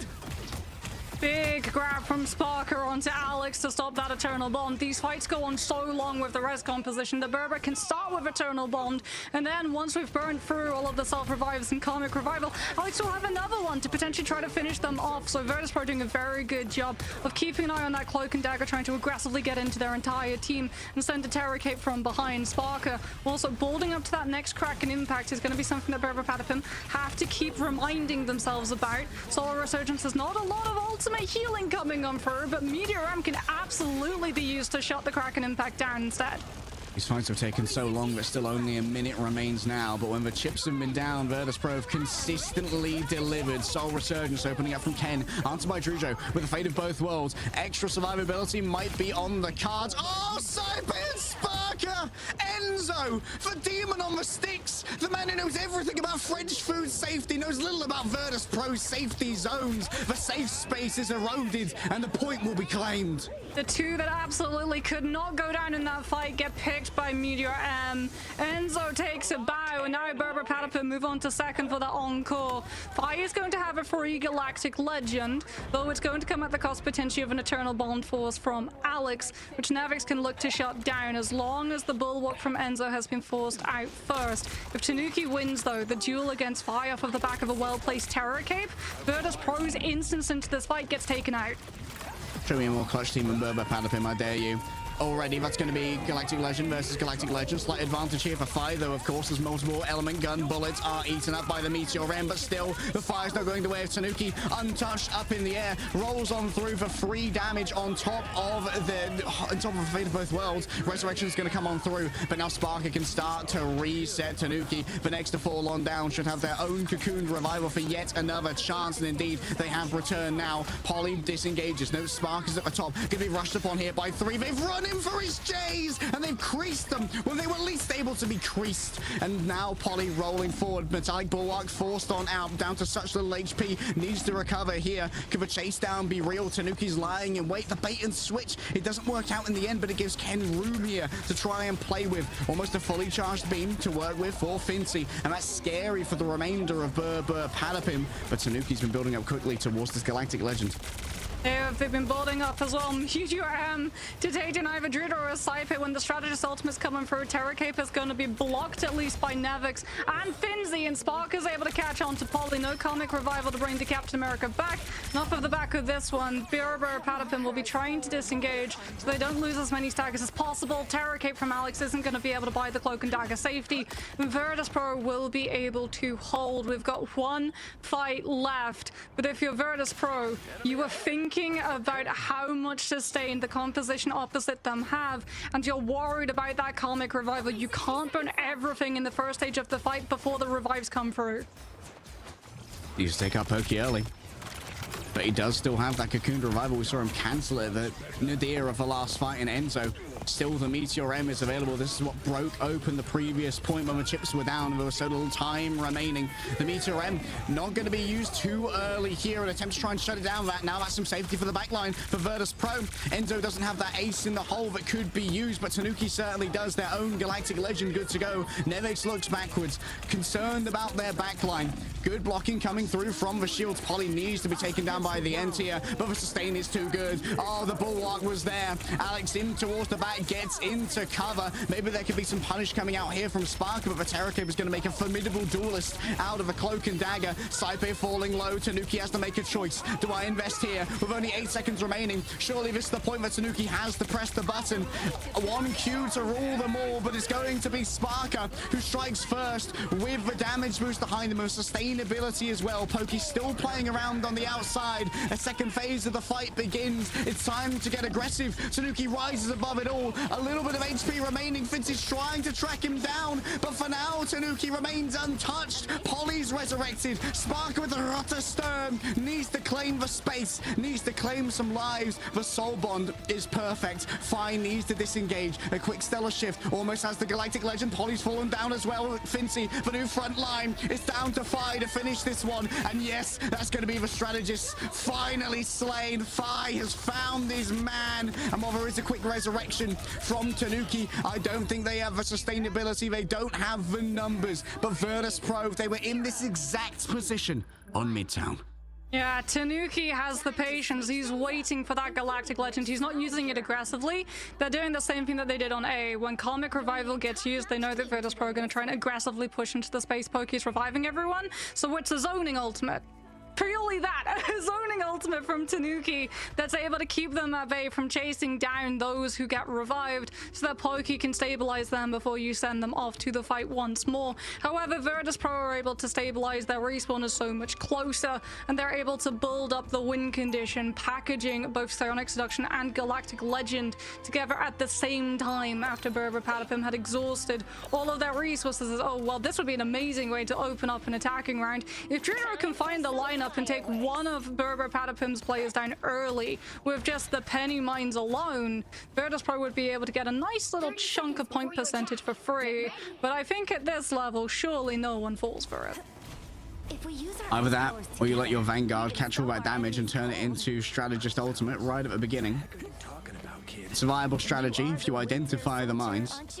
Especially for Alex, if you can get the Cloak of Dan and Dagger with that Eternal Bond immediately, that's huge. In fact, we're very likely to see both of these teams just dancing around each other, playing footsie around the point until a strategist has built their ultimate up. But that will come far sooner for Brbrpatapim with the Cloak and Dagger and the permanent AoE heal that is assigned to the primary. That AoE is not to be underestimated. It's going to have to be maybe a little bit of task here to get rid of Polly from the high ground. But look at this, Tanuki's going to be so annoying up there as well. There isn't really much you can do to try and take Tanuki off that high ground, apart from blowing up the high ground, of course, with Loki. That's rather easy already. Finzi catching quite a bit of damage, and Polly just going to be warded away. Yeah, they saw that Finzi was pushing towards the point, which means no ammo in the backline to protect against the Captain America with the Carbon Crush. At the moment, both of the strategists are just trying to build up their ultimates a little bit faster, but Pokey gets taken down in the crossfire and has to burn the self-revive cocoon, which means that Brbrpatapim are now permanently down that cooldown, and that permanently down Polly too. He's going to have to come back on the Strange. Look at Alex's ultimate charge, just quickly moving up towards the Eternal Bond and instantly pops it, rolling on forward. Just going to give time to come on back. Tanuki's outside of the AoE though, and maybe they can try and shut down Alex here. Tanuki rests himself using that Cocoon Reviver. What a terror cape there from Alex. So much damage. Saipe has to respond. A demand is given, and now it's Enzo taking to the sky with a Meteor Ram. One frag here could be everything, but it's bounced off the portal of their ally. Psionic Seduction drags everybody in, and it's into the Kraken Impact, but still they can't deliver on the final blows. Nevic's taken down by a Light Force Dagger of all things. 100 charge for Finzi, but they still don't feel confident enough to move on forward. The Eternal Bond has given enough sustainability here to Brbrpatapim. There's just too many shields in the way. Fire comes through with the Galactic Legend. Brbrpatapim trying to survive first with the Dagger Dome and then just kiting around the corner, but the Star-Lord's got the verticality, and the Eagle Eye is going to take down Brbrpatapim's entire team. A has been secured. Virtus.pro move on to second. Oh, they did better than they did on Midtown. Virtus.pro, the reverse sweep, it's but a glint in their eye, but it's a glint all the same, Mox. Polly, though, can finally swap now back to that Captain America, which has been such a struggle for Virtus.pro's players to have to deal with. Having to have Finzi and Nevix permanently on the front line to block out the Terror Capes coming through from Alex means that Polly gets such an easier access to the backline without having to worry about one form of CEC. You've still got to contest with Sparker, though, and that Winter Soldier has been a turning point that Virtus.pro have been able to look to so many times. Get another Kraken Impact. Polly feels the danger, feels the heat. Nothing coming off the back of the Barnet Cook. And that's going to be an early opening here with the Galactic Legend. Where is it going to go? It just does a lot of damage here to Polly. Forced out the Eternal Bond, yes. But this is going to be an all-in fight for Virtus.pro. They still believe it to be winnable. Tanuki already 30% towards the next one. The same could be said of Fi. Just waiting for the ultimates to be over. Soul Resurgence gives extra movement speed now. Taking to the skies. Enzo's delivered so much previously. Junior survives with just a sliver of HP right there. And it's instantly healed on up by their compatriot of Saipe. And now for Brbrpatapim, they have to decide, are we going to invest the Karmic Revival? Are we going to invest the Freedom Charge? At what point are we going to do so? Early pops onto all of this. Pokey hidden away as so many fall from the side of Virtus.pro. It's inside. Oh, he's on the other side.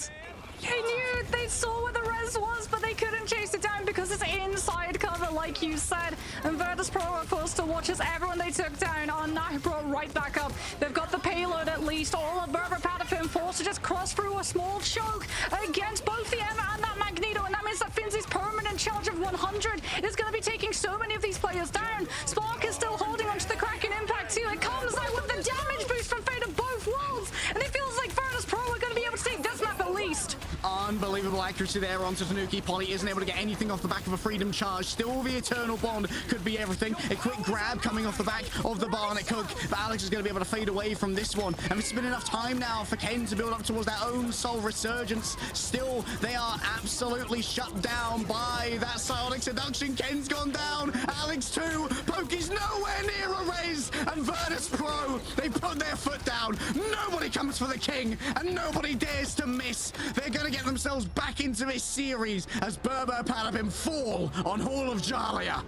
Virtus Pro were one of the first teams to start utilizing the res comp in EMEA, and even though they're not using it now, they show that they understand how to play against it, and they do it with such aplomb.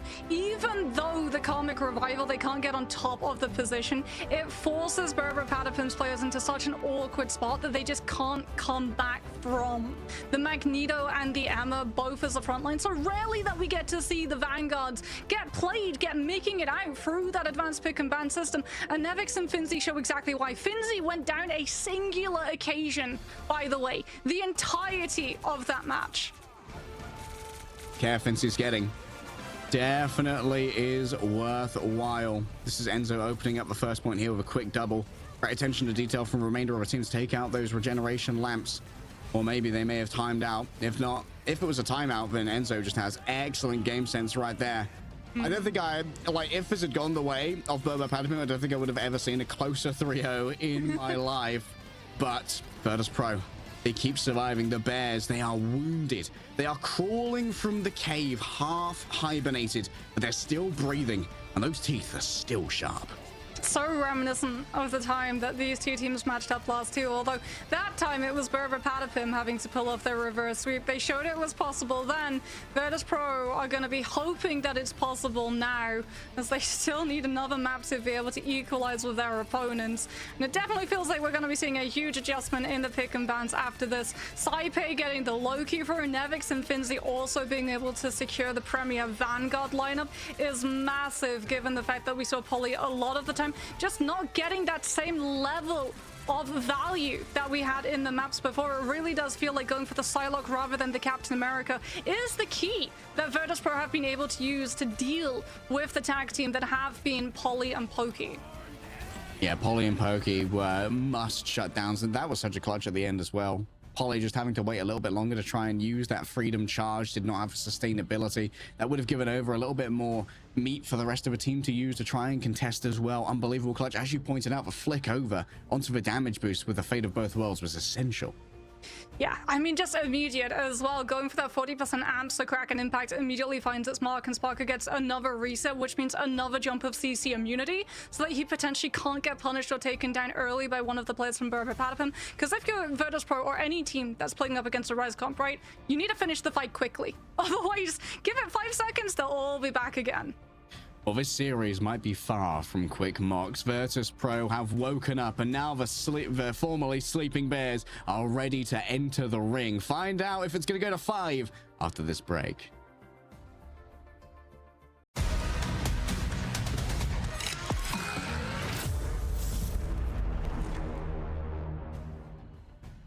The first time this series, while within grasping distance of a ticket to China, Brbrpatapim are in control of where we're going, Mox. And they decide no surprises. I think we all saw this coming. Domination map that hasn't been played, Hell's Heaven. It is their best map. We were talking about it in between the break, and they were able to triumph against Virtus Pro the last time they matched up on Hell's Heaven 2, as Brbrpatapim currently undefeated on the Hydra base. Virtus Pro 3-1 with a record of it now. Yeah, last time they matched up, we saw Virtus Pro go for the same kind of anti-strategist banning strategy that almost got them Midtown. And once again, it was Ken on the Rocket Raccoon that did so much against them alongside the resurrections of the Adam Warlock. So we'll have to see if it's going to be the same approach here from Virtus Pro. Maybe they think if they tighten up, if they batten down the hatches, maybe it's a little bit easier to win that. But feels like Brbrpatapim, they've got that clutch gene. Yeah, it feels like they're definitely going to have that rocket potential pivot over so that they can just not so much cheese it, but definitely make it somewhat harder for Virtus Pro to make any of the picks that they find actually stick, even though I'm sure we're going to be seeing one of these teams target out the Atom 2, given the fact that Virtus.pro at the start of the season, they love playing res comp on Hell's Heaven. They had such a good track record of it too on Frozen Airfield. And then Brbrpatapim, the last time that we've seen them playing Hell's Heaven, they've started pivoting now to the res compers. No surprises. It's a continuation. Fire's Torch, I don't think it's ever getting off of the ground today. Yeah, all right. I need to see the Psylocke ban again. If you allow Polypokey to play Cap Psylocke on Hell's Heaven, I'm going to have an aneurysm. Yeah, surely not. There's no way. Not after the success that they just had on Hall of Dejalia. Wait. Oh, wait, the Tanuki target it's ban? the Tanuki Black Panther they ban don't get another instead. protect for a couple of rounds, so I guess you can bring out the Psylocke ban next. Yeah. I mean, I wouldn't mind seeing the double target ban on DPS here from Virtus.pro. Yeah, and then you can save Saipei's Loki here potentially, or you go for a Vanguard, given the fact that Brbrpatapim are going to be able to go into free bans now. True. And it is going to be a prioritization of the Loki, given the fact that Virtus.pro, yeah, there's going to be dive that they're up against, or potentially a res composition, and the way that you can try and match wits with the sustain res provides is with regen domain as just a base cooldown. Yeah, question is for Brbrpatapim here. Are they going to start prioritizing things like the... Oh, no. Okay, they're getting rid of Firestar. I mean, it did do absolute wonders in the last map. Fire is just getting completely banned out, potentially. You might have to see a Fire pivot onto something like a Wolverine here, alongside maybe a Hulk Namor. Potentially, they might be able to run the Namor, although I do like the fact that they're banning the Wolverine, as given the fact that Virtus.pro, whenever they try to use either Regeneration Domain or Invis Boundary coming on through, Tanuki has been just an absolute misery for the strategists, just watching as all of their utility, all of their Vanguards are just grabbed out of it. So the question here is, do you ban the Psylocke or do you ban the Hulk? If you ban the Psylocke, you are essentially guaranteeing the Hulk composition. Yep, we're likely going to see Nevix roll over onto a Hulk. Now you protect maybe the Punisher. Yeah. The Punisher's great at poking the Hulk. So it's just a pin cushion. Plus you have the CC immunity as well, so that you can use your culling turret to avoid potentially getting grabbed out by World Breaker. As, ooh, Virtus.pro, they use the last ban slot on the Black Panther. They've really trying to force Tanuki either onto the Torch or potentially the Star-Lord. They might be trying to force Brbrpatapim onto the res composition again. Okay, we got some stats from production going into this. Brbrpatapim are 3-0 on Hell's Heaven. We call it their best map for a reason. Virtus.pro are 3-1, but that one, Mox, it was lost to Berber. It was indeed. So track record is going in the favor of Brbrpatapim. Virtus.pro hoping that they can break that record though, because if they lose Hell's Heaven, well, they lose out on the opportunity of going to the international LAN, and it would be a rematch between Brbrpatapim and Rad to determine the strongest team in the EMEA region. If you're Virtus.pro, you really have to keep yourself strong, cool, calm, and collected as you come into this one, as domination is incredibly unforgiving when it comes to the other side snowballing point percentage. Man, it's so rare that we see Virtus.pro in this position where they are contending with Oblivion. Usually they tend to have their foot on the gas through most of the series, and it's their opponents who are having to panic and try and claw their way back in. But now Virtus.pro on the back foot still have their fate in their own hands.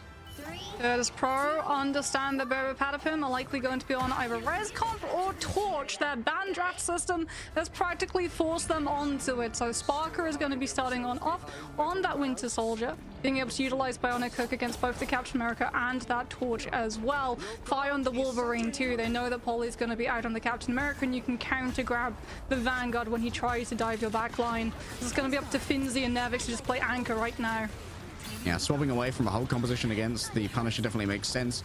Kind of becomes an effective ban to have the Punisher up against the Hulk. It's so easy to carve on through. Here comes the culling turret once again. This was a big problem on Midtown. It needs a lot of attention to come its way, and there it is. Finally, the attention given over. A Metallic Bulwark onto Fincy as well. Both teams just jostling for position. Tanuki needs a little bit of care up at the top. That should be readily delivered by Alex, who now has access to the Lunar Snow, by the way, which is a great hero for Alex. He's very talented on that.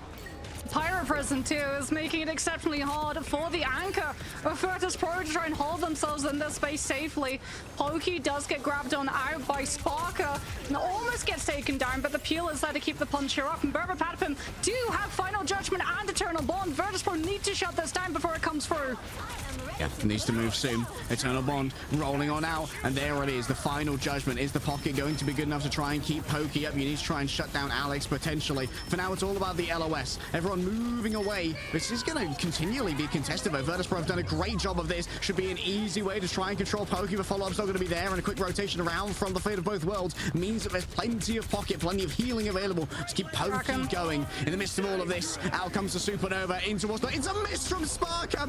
Uncharacteristic, but Ken disengaging, comes out of the Dark Force dimension straight into the Metal dimension. The Hell Singers, they will be welcoming a brand new denizen of the Dark Domain. Yeah, it was a miss on the Kraken impact, but Virtus.pro is still able to claim the first point cap, which is huge for them. They can lose the next fight, but as long as it goes long, they're still going to be able to build up a lot of point percentage off the back of it, and fire on that Wolverine too is going to be something that Polly has to be constantly worried about. It's so much harder to get a Captain America into a backline when the backline can play all the way behind the point with the distance. Finzi just trying to keep up as much charge on the EMEA as possible, utilizes the Aegis to get safely back to the team, all the while fielding the damage that he's taking to Saipe, who's got another God of Mischief. Oh, Enzo taking a bunch of damage right now. Forces out a little bit of resource to try and keep them alive. Now it's Folly moving forward with the Freedom Charge. Enzo just floating slowly after him. He's just floating menacingly. Yeah, Cypress still has the ultimate, but guess what? Fincy was left alone on point, absolutely dinghied with no friends. Final Judgment comes on through. The damage may already have been done to Virtus.pro. However, Nevix is nowhere near the Meteor M. Pokey clean with the clean up, and Brbrpatapim get out of this with 2 strat-outs. Yeah, and just the Final Judgment used alone, no strategist ultimate invested, as they understand Virtus.pro's players. They're so split, they don't have full control of the point, which means that they can't just block the ultimate with the LOS. So Berber can hold on to their strategist ultimates and have them against both Dridros, but also to match the damage that Sparker and Fi can output with the Winter Soldier and the Wolverine. All right, the charge up of the ultimate once again coming quickly here for Pokey. Virtus.pro are on the clock. An ambitious beginning from Fi. Doesn't quite manage to grab Tanuki. You can reign above it all with a Firestorm. Good to go. The Supernova should be coming through rather quickly. Polly falling low in his own right. Nevix delivers yet again, getting rid of Pokey. Resurrection not on the docket for now. Big grab onto Enzo, and the Ice Sarts get it done. A quick Terror Cape here, an attempt to maybe shut them down. It's going to be Spark who's going to be the primary victim of that one. The follow-up though, Fincy instantly falls down the moment they start channeling their ultimate. A waste there from the Icelandic giant, but Tanuki still falls through the cracks. Delivered back by a portal is Enzo, and the portal's also going to take away a bunch of LOS here from the side of Virtus.pro's backline. Looking towards the back, unable to grab too much. Enzo going to be quickly shut on down. Tanuki decimated by Sparker. Delivers on the promise. A quick slow onto Pokey and onto Polly. And that's going to be Virtus.pro back in control. Yeah, but Finzi, well, I was going to say it's stuck on the Strange, but no, he's actually going to swap off of the EMEA. It's Nevix who's outside Brbrpatapim spawn just to stall them out so that the EMEA can get back into this fight. They know that they need him to control the Captain America in the fight that comes afterwards. So too to worry about Tanuki, who's off of the torch now onto the Winter Soldier himself. Virtus.pro with this delay have been able to build up Ultimate Academy though, and it is going to be both Dridro and Fi with their ultimates in play this time around. Polly utilizes the Freedom Charge, gets aggressively into the back line. Regen Domain gets invested to make sure that everyone survives the follow through, and Fi is forced back by the Terror Cape. Get another last stand ready to go. Maybe you can pin them into your own Fate of Both Worlds and get the damage boost here. It's down to Fi to make the decision as to where it's going to go. Virtus.pro have almost grabbed themselves the airfield here. Oh, this could be brutal. You can see the shields array now on top of them. Sparker with the culling aura gets it done. You ask for a hero, and I'll give you a Sparker. Virtus.pro managed to claim this fight off the back of a perfect Meteor M. There was plenty of HP for all and sundry off the back of the Freedom Charge, but the culling aura means that they cannot save themselves from a briny grave. Brbrpatapim drop the first submap, but they aren't down yet. This is what teams talk about, the synergy that Virtus.pro have, the fact that these players have been together for as long as they have been. They're able to come on through with such smart solutions. Meteor M, they know it's not going to get the value of the pick itself, but it gets so many of the players down low. And Sparker can come through with the immediate follow through when Brbrpatapim have no answer back. And that is going to be Frozen Airfield going their way, but still, it's not over yet.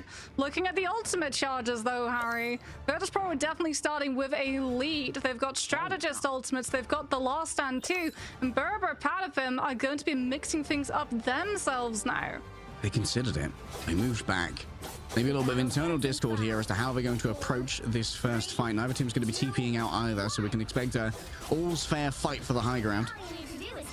Curador onto the Jeff just to give Virtus.pro a little bit of a lead in terms of arriving on the point and positioning both Finzi and Fi into a space where the ultimates can find more value. Brbrpatapim going to be going dry into this one, both in terms of ultimates and no Jeff bubbles out of spawn. So Fi is already all the way around the back. Do they know that this Wolverine is here? Because this could be brutal. No, he gets scout checked out. Has to use the Feral Leap not to get in, but to get out.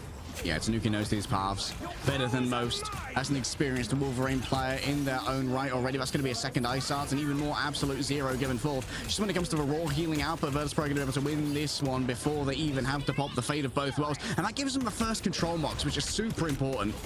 Painted Voltage comes on from Sparker. They've got to utilize the Fate of both worlds, given it was Saipe who was copying it. Brbrpatapim more than happy to just back away so that they don't give Virtus.pro any more lead in ultimate charges or a potential stagger. But now they have to rotate to the low without any contest on the high. Fi unable to grab too much off the back of that Feral Leap.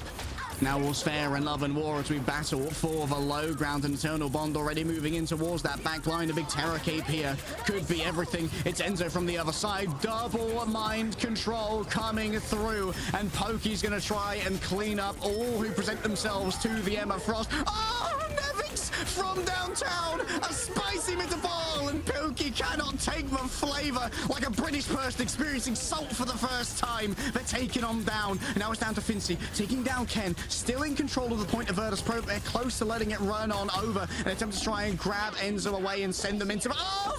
Fi just managing to take Tanuki down. Still Virtus.pro lose control.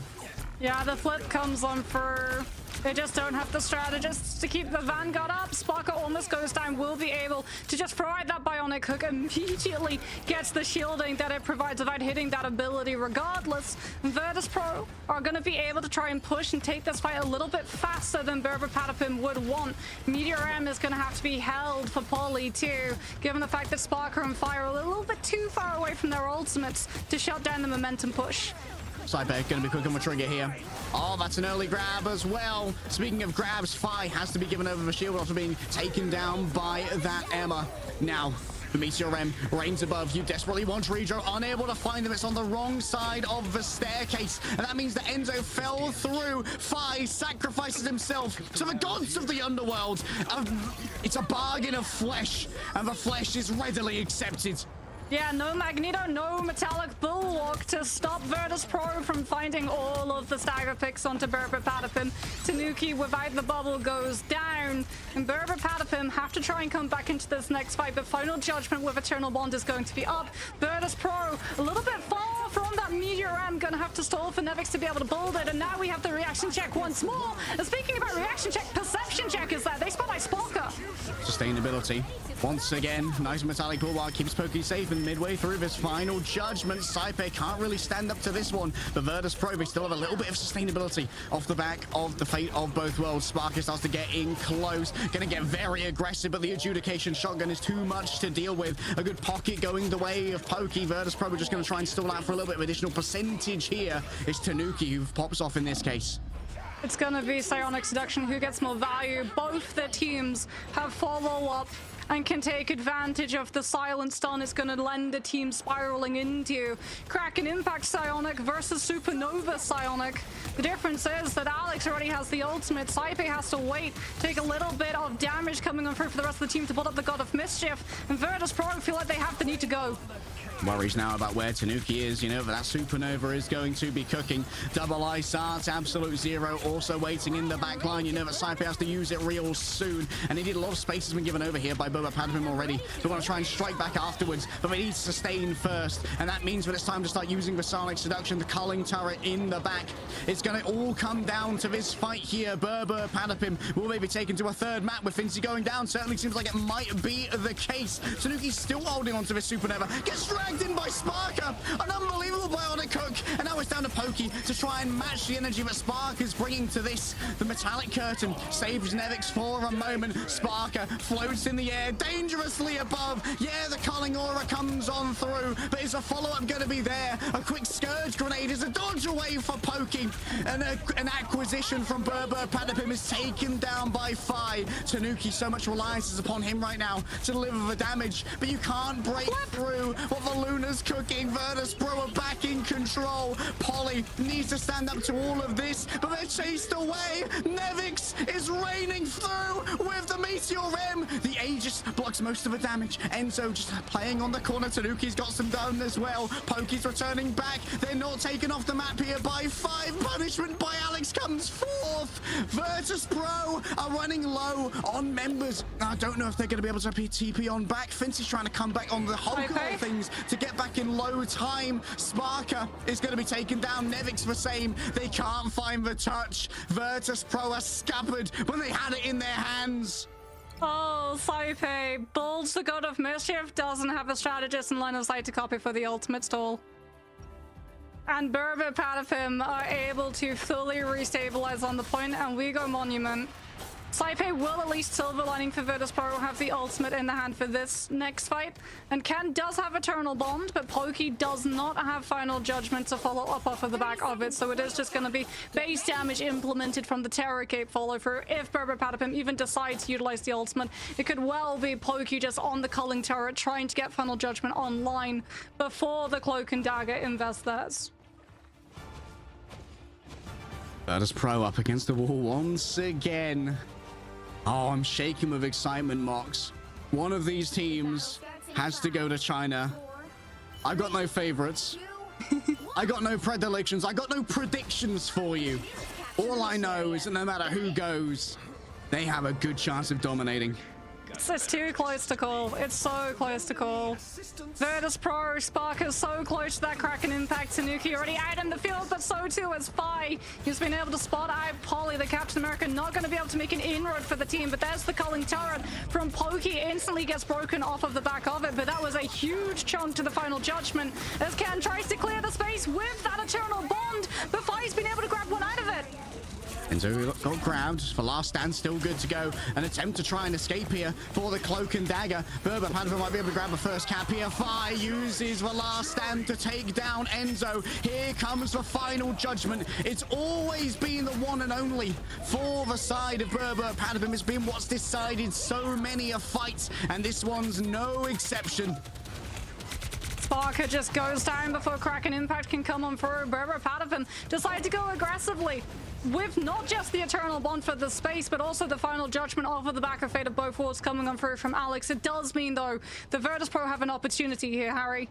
They're going to have Kraken Impact. They've got Sonic Seduction. Brbrpatapim only have a defensive in the form of Freedom Charge, but do they get the space to be able to utilize it? The spam pressure coming on from Brbrpatapim is so extreme. A ticket to China. Purchased potentially by Spark. If a Supernova is the early opener here, Virtus Pro have to make a decision. Do we commit or do we disengage? And for now, the ebb and flow seems to be that the river's flowing outwards. Just wait, but if you wait longer, Enzo's going to have the Psionic Seduction. It's also free point percentage for Brbrpatapim too. Pokey is already halfway to the next Final Judgment, and Virtus Pro haven't been able to challenge a huge Bionic Hook from Sparker into the Trooper's Fist, takes Tanuki down, and this is Virtus Pro's green light. Unbelievable play to begin with. Nevix once again delivers on the Meteor M. An early flip here from Virtus Pro was sorely needed, as Alex is going to get staggered out towards the end. The disengagers are being chased, but they should be able to escape with their lives. Yeah, Brbrpatapim very much playing so that they can set up for this next fight extremely quickly. They're going to have Eternal Bond and Final Judgment. Virtus Pro do have both of the strategist ultimates to be able to live it, but Saipe might not be able to keep everyone alive through the Fate of both worlds. Finzi utilizes the Aegis, just shielding off Fi on the culling turret, trying to get a little bit more damage onto Brbrpatapim's approach, but Tanuki on that right side is something that the team have to watch out for, as it's going to be Final Judgment Mirror. New combo about to drop, and that's going to be the metallic curtain drawn up on top. The culling aura gets it done. Fire delivers for damage, and it's Sparker with the final hit. Tanuki up above, barely stands a chance. Virtus Pro, they all in on that fight, however. That was 6 ultimates, essentially 5 if you don't count Nevix. Yeah, but Brbrpatapim also all in. They're going to have Supernova after a little bit of pressure coming in through from Tanuki, but that's what you're looking for Nevix to now. Meteor M can absorb parts of the Supernova, and then your Punisher can take the torch down in the sky alone. 62% and more picked up for the side of Virtus Pro. Sparker as well, getting tainted voltage to connect onto all of the players stacked upon each other. Finzi gets the crystal connection onto Enzo, but here comes Tanuki. The Supernova's already claimed the Punisher. He gets grabbed into the regen domain. The Meteor M comes out, but it's from Brbrpatapim's side. They desperately want this. They want it so bad. They want to go to China. They want to meet Rad once again for a redemption arc. Brbrpatapim starts ticking up once again. Brbrpatapim went before Nevix could build Meteor M. Such an aggressive fast push bought them so much space. And now it's one last fight for Virtus Pro to have to just push into Raw before they go for that strange TP. Sparker gets taken to half, can't possibly go down. It's to him that Virtus Pro are going to be looking to try and secure these picks in the oncoming fight.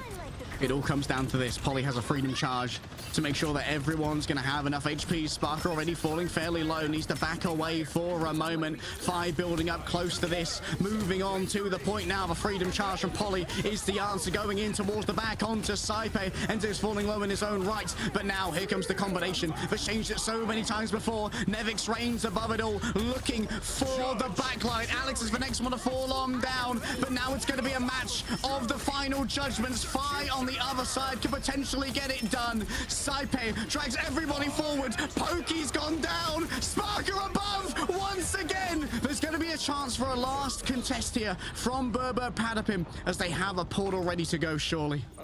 Yeah, the portal's going to come in through from Pokey, but Finzi's going to have Psionic Seduction built up, and Brbrpatapim spent everything. Enzo and Tanuki. Tanuki's even off of the Human Torch onto the Spider-Man. They don't think they're going to get through the portal in time to touch. Kickbacks there, the touch is through. Enzo and Tanuki are already down, but here's the sustainability coming through from the side of Alex. Psionic Seduction will drag all in, grabbed up and destroyed potentially. Brbrpatapim have what they need to keep this contested, yes, but Virtus Pro have all of their skill, all of their marbles, all their crowns, and all of their traditions are being arrayed in a line to try and keep them alive in this series. It's Tanuki raining above and raining down the fire. Polly falls on down, a big grab through onto Enzo. You look to the stars, you see Ursa Major, and here comes a roar as Virtus Pro demand respect and demand 5 maps.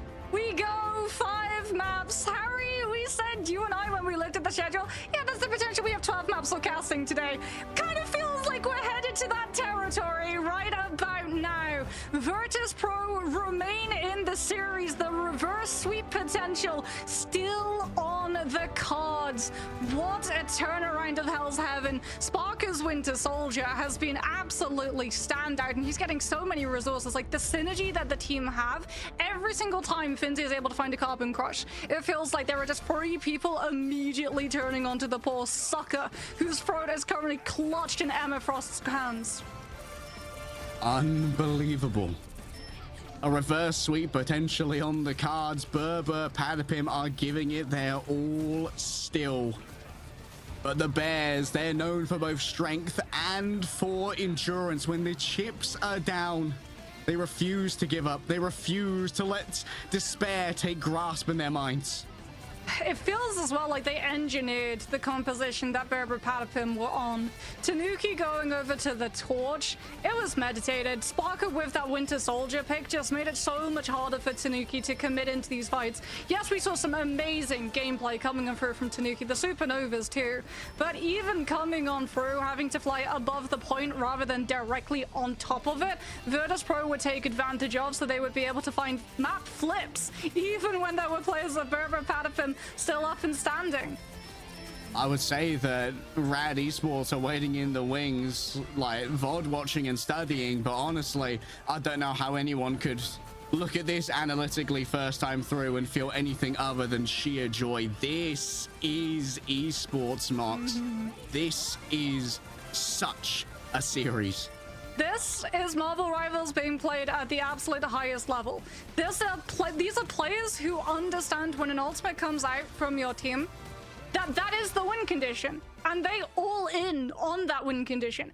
Every single time we got to see these final judgments coming through from either side, look at the amount of resources that the other Punisher has to be able to break through to finally win the final judgment joust. We've got Magneto Bulwarks, we've got EMEA Aegiuses, we've got Psionic Seductions to make sure that the other team is silenced fully and can do naught but turn and walk towards the pretty shiny. And this is such a banger of a series. I don't know about you, Mox, but I need a break. So we'll be back for map 5 after this.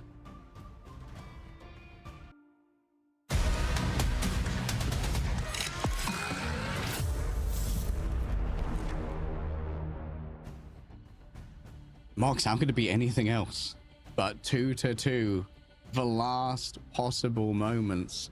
Virtus.pro versus Brbrpatapim. It's all on the line. A ticket to China to the grand finals, a share of a $250,000 prize pool, but also going to the first ever international LAN for Marvel Rivals. And bragging rights as well, where you can finally say once and for all, Brbrpatapim or Virtus.pro, which team are better? Because we came into this season, that was a question. That was at the back of our minds, at the back of every single team's mind. Whenever we talk to them and being like, oh, who do you think is going to win overall? Or rank the teams that you think are the strongest. I would hear consistently, some people would immediately put full stock in Virtus.pro, but there were rumors and whispers circulating about Brbrpatapim, how strong this team was, how strong the pickups had been, the players that they'd been able to put together, the hero pools that everyone on this team had, and the fact that they were the ones winning scrims, that they've been the most successful so far outside of official game plays. And we've got to see Brbrpatapim really come into their own. They went from just being very much a dive flavored team, which meant that they were pretty easy to understand what comps you're up against, how you can potentially go into the pick and ban draft system against them and limit their power levels.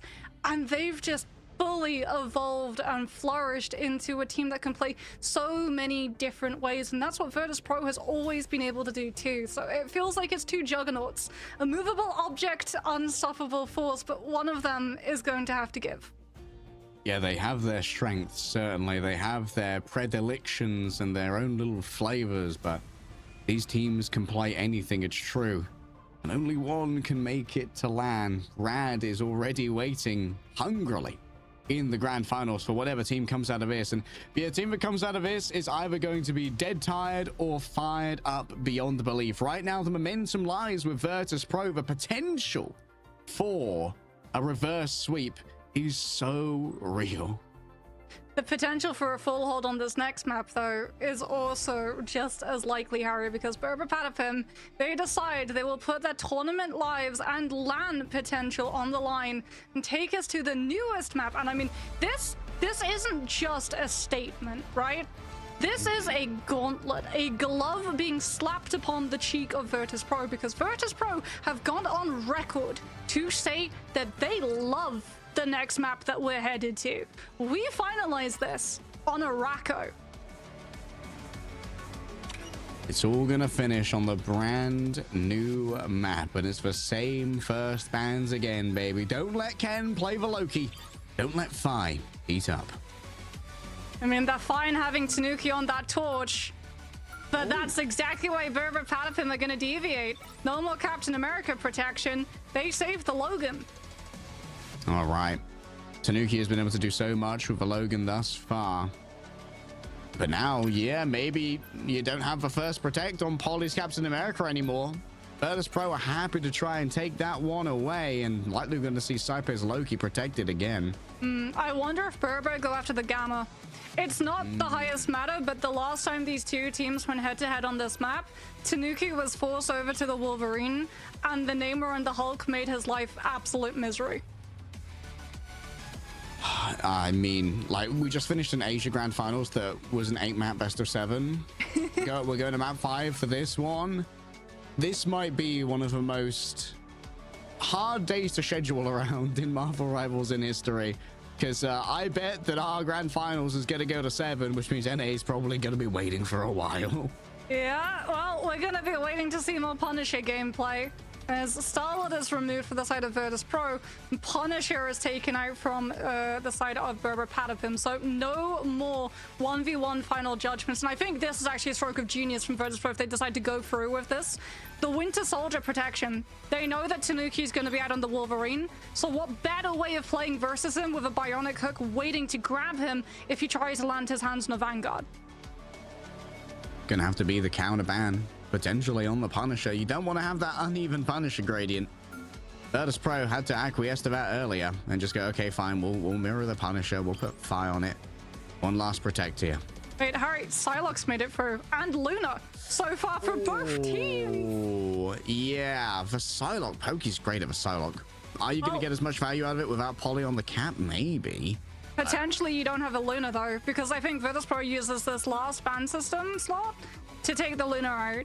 So you can go for the Psylocke 1v1, but Sparker will have the lead.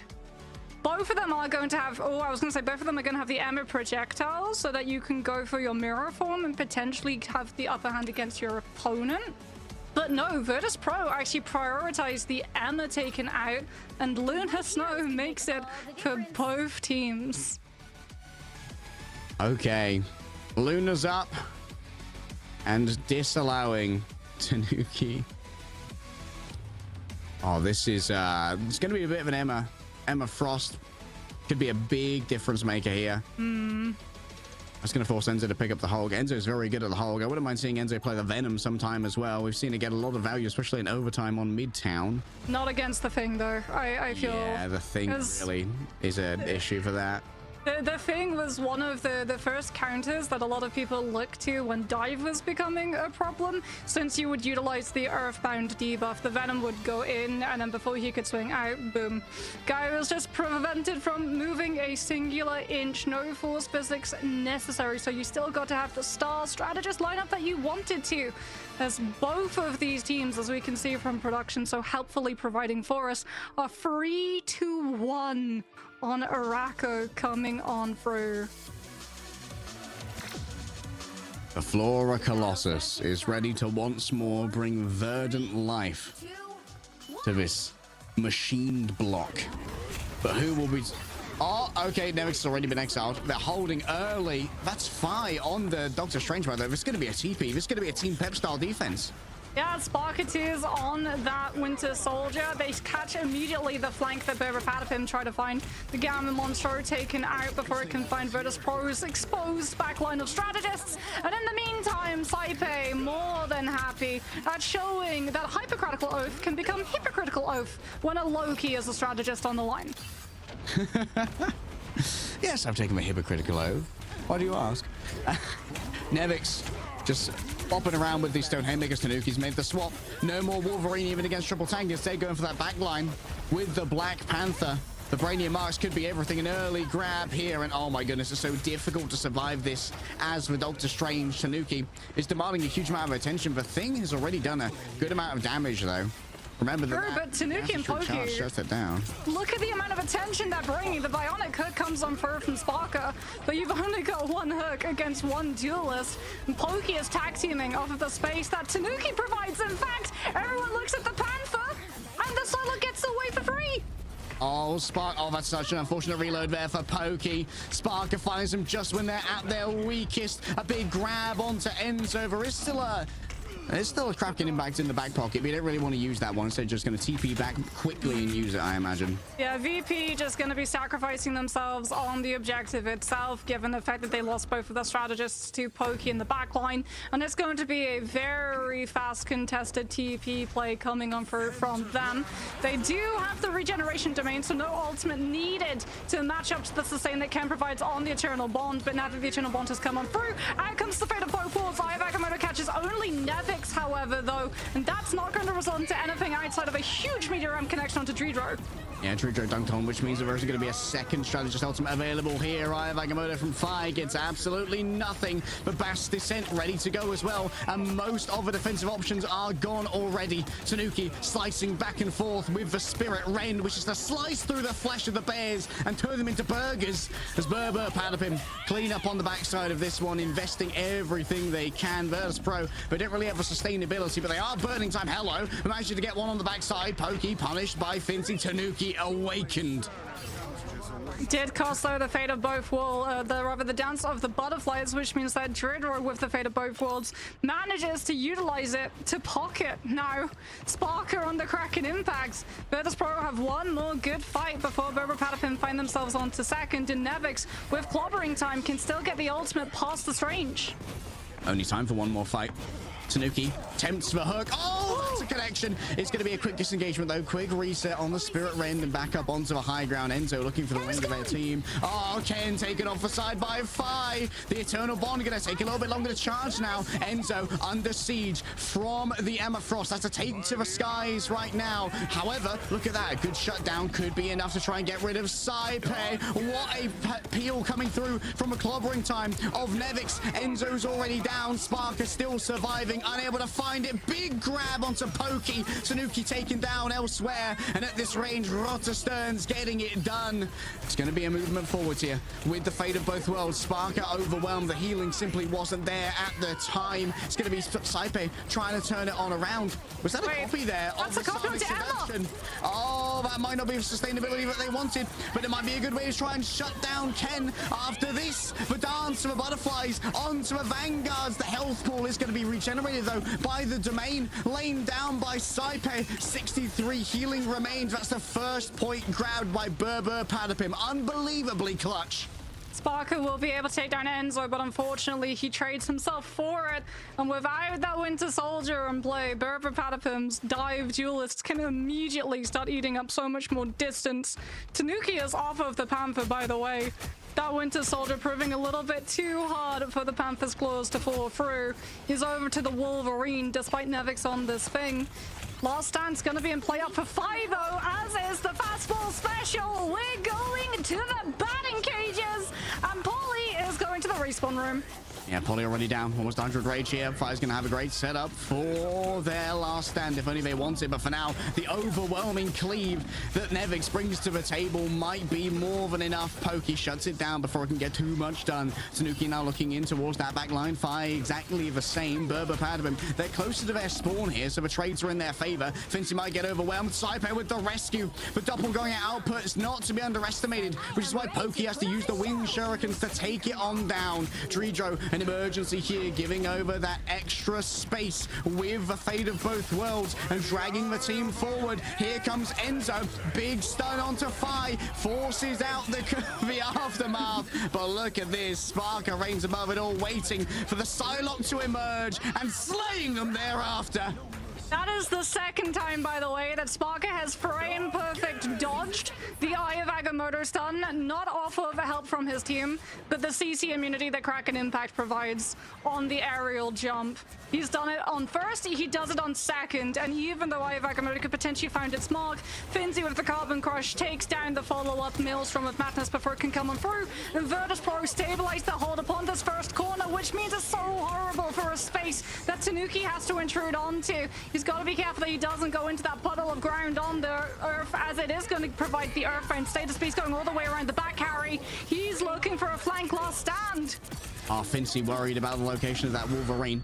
Gonna be a quick grab. Fi dragging players in. It's a lot of damage off the back of the last stand, but sustainability still there thanks to the fate of both worlds. In towards the back. Dredro's already down. Tanuki delivers when you ask for the clutch. Tanuki's there. He's always been. Saipe still channeling that fate of both worlds. Will be out of the lunar form soon and returning to the Loki. Sparker in the back onto the back line. Pokey's here with the peel, and now Saipe gonna be staggered out. The four Colossus is moving. Finzy.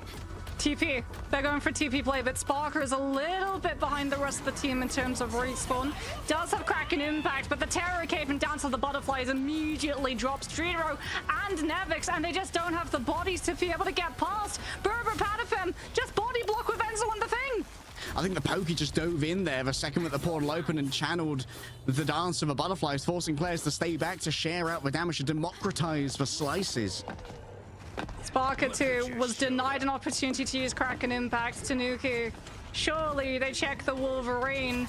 They're currently having to deal with Enzo on the thing, and the melee, the boxing match going on between himself and Nevix as Enzo comes on for the clobbering time and gets stunned out of the ult.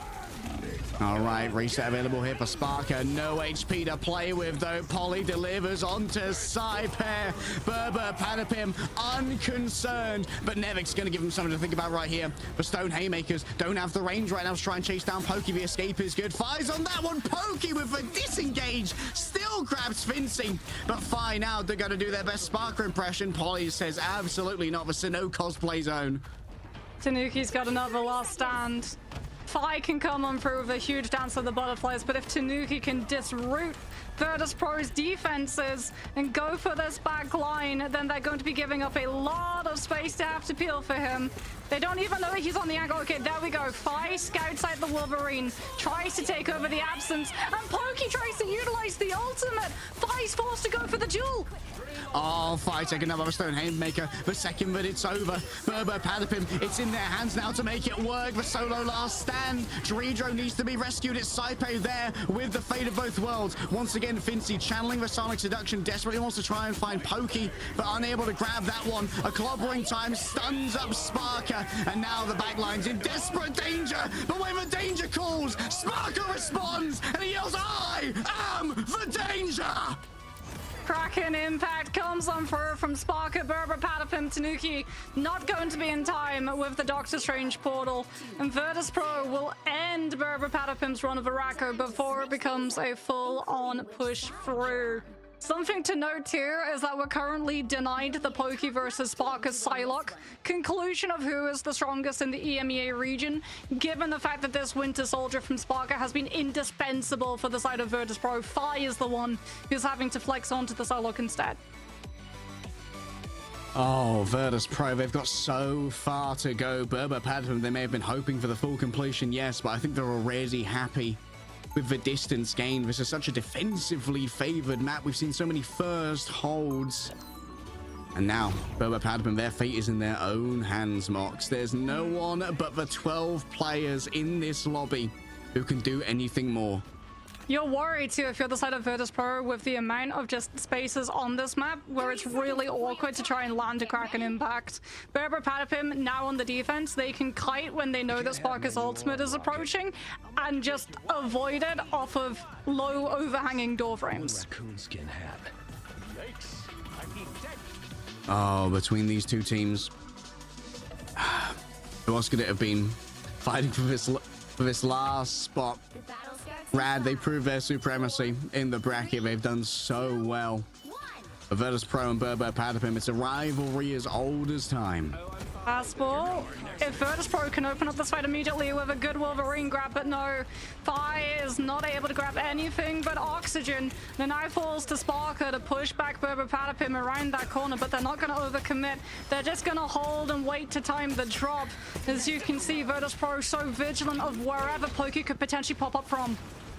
Yeah, that Pokey angle, it's so scary to deal with. And a team like Virtus.pro giving that kind of respect to the Sparker, to the Psylocke, well earned, considering that Spark has been dominating on it already. The passive of the Wolverine burn. Tanuki might well be in trouble here. Polly's fallen down. There's so much resources demanded by the low HP Wolverine. Brbrpatapim trying to hold on to so much space, controlling both the high ledge and also the low ground and the rotation off angle that Pokey was playing from.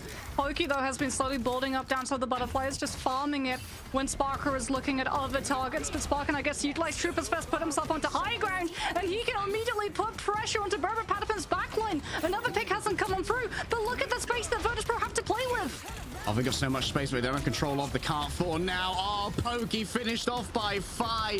Sparky starts to crack an impact in the back pocket, but look at this. Nevix is going to be able to tax this entry so much for Stone Haymakers. The AoE is overwhelming. Can buy Brbrpatapim safe passage into this fight with an Eternal Bond, and that's going to have to be the play. Out comes the Terror Cape 2, sending Virtus.pro to back away, and Sparky gets the Trooper's Fist connection onto Tanuki regardless. Oh, and they've warded away that Black Panther. He's going to have to wait a while to come back in now. Quick freeze, I believe. Enzo, stunned up by Nevix. And here comes the Kraken's impact. Landing down yet again over to the Cloak and Dagger. Trying to chase out that Dark Dimension escape from the Cloak. But the final note might well be the cross heal here. And a shutdown onto the Meteor M. The regen domains were everything. You can't keep this one contested if your Psylocke. Pokey tries to cancel it just in time. But Virtus.pro still claim first in good time. And Tanuki goes down as well. They're going to be able to stagger out Ken, which is brutal. Though Brbrpatapim are at least stalling out the progression of the objective by having as many bodies on the point as they have been. Virtus.pro can still surge forward and take control of the next corner, which the defenders normally get to utilize to stall and stabilize out for such a long time.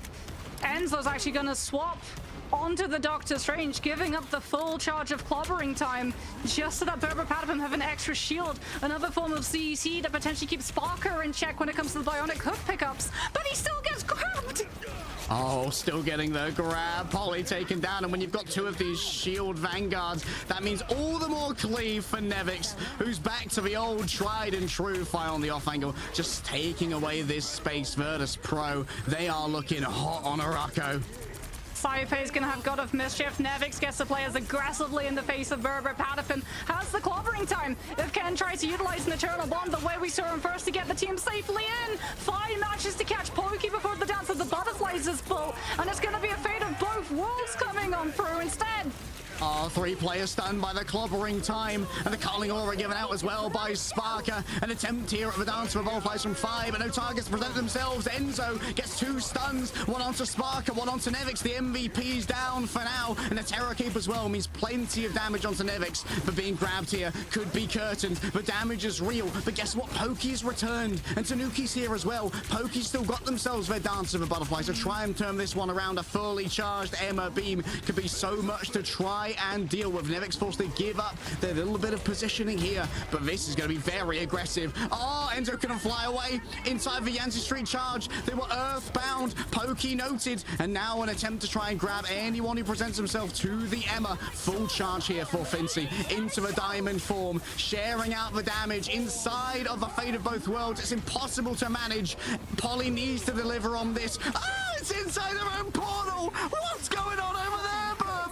Still Tanuki. They need a clutch. They need a rescue. They need a hero. It's the last stand to try and do it. It will get Saipei, but not much more than that. They lose their passive off the back, and Fire's going to try and chase it down. It's a single stun onto Polly. Yet another Eternal Bond from Ken to answer the clobbering time, and Spark is caught out with few friends.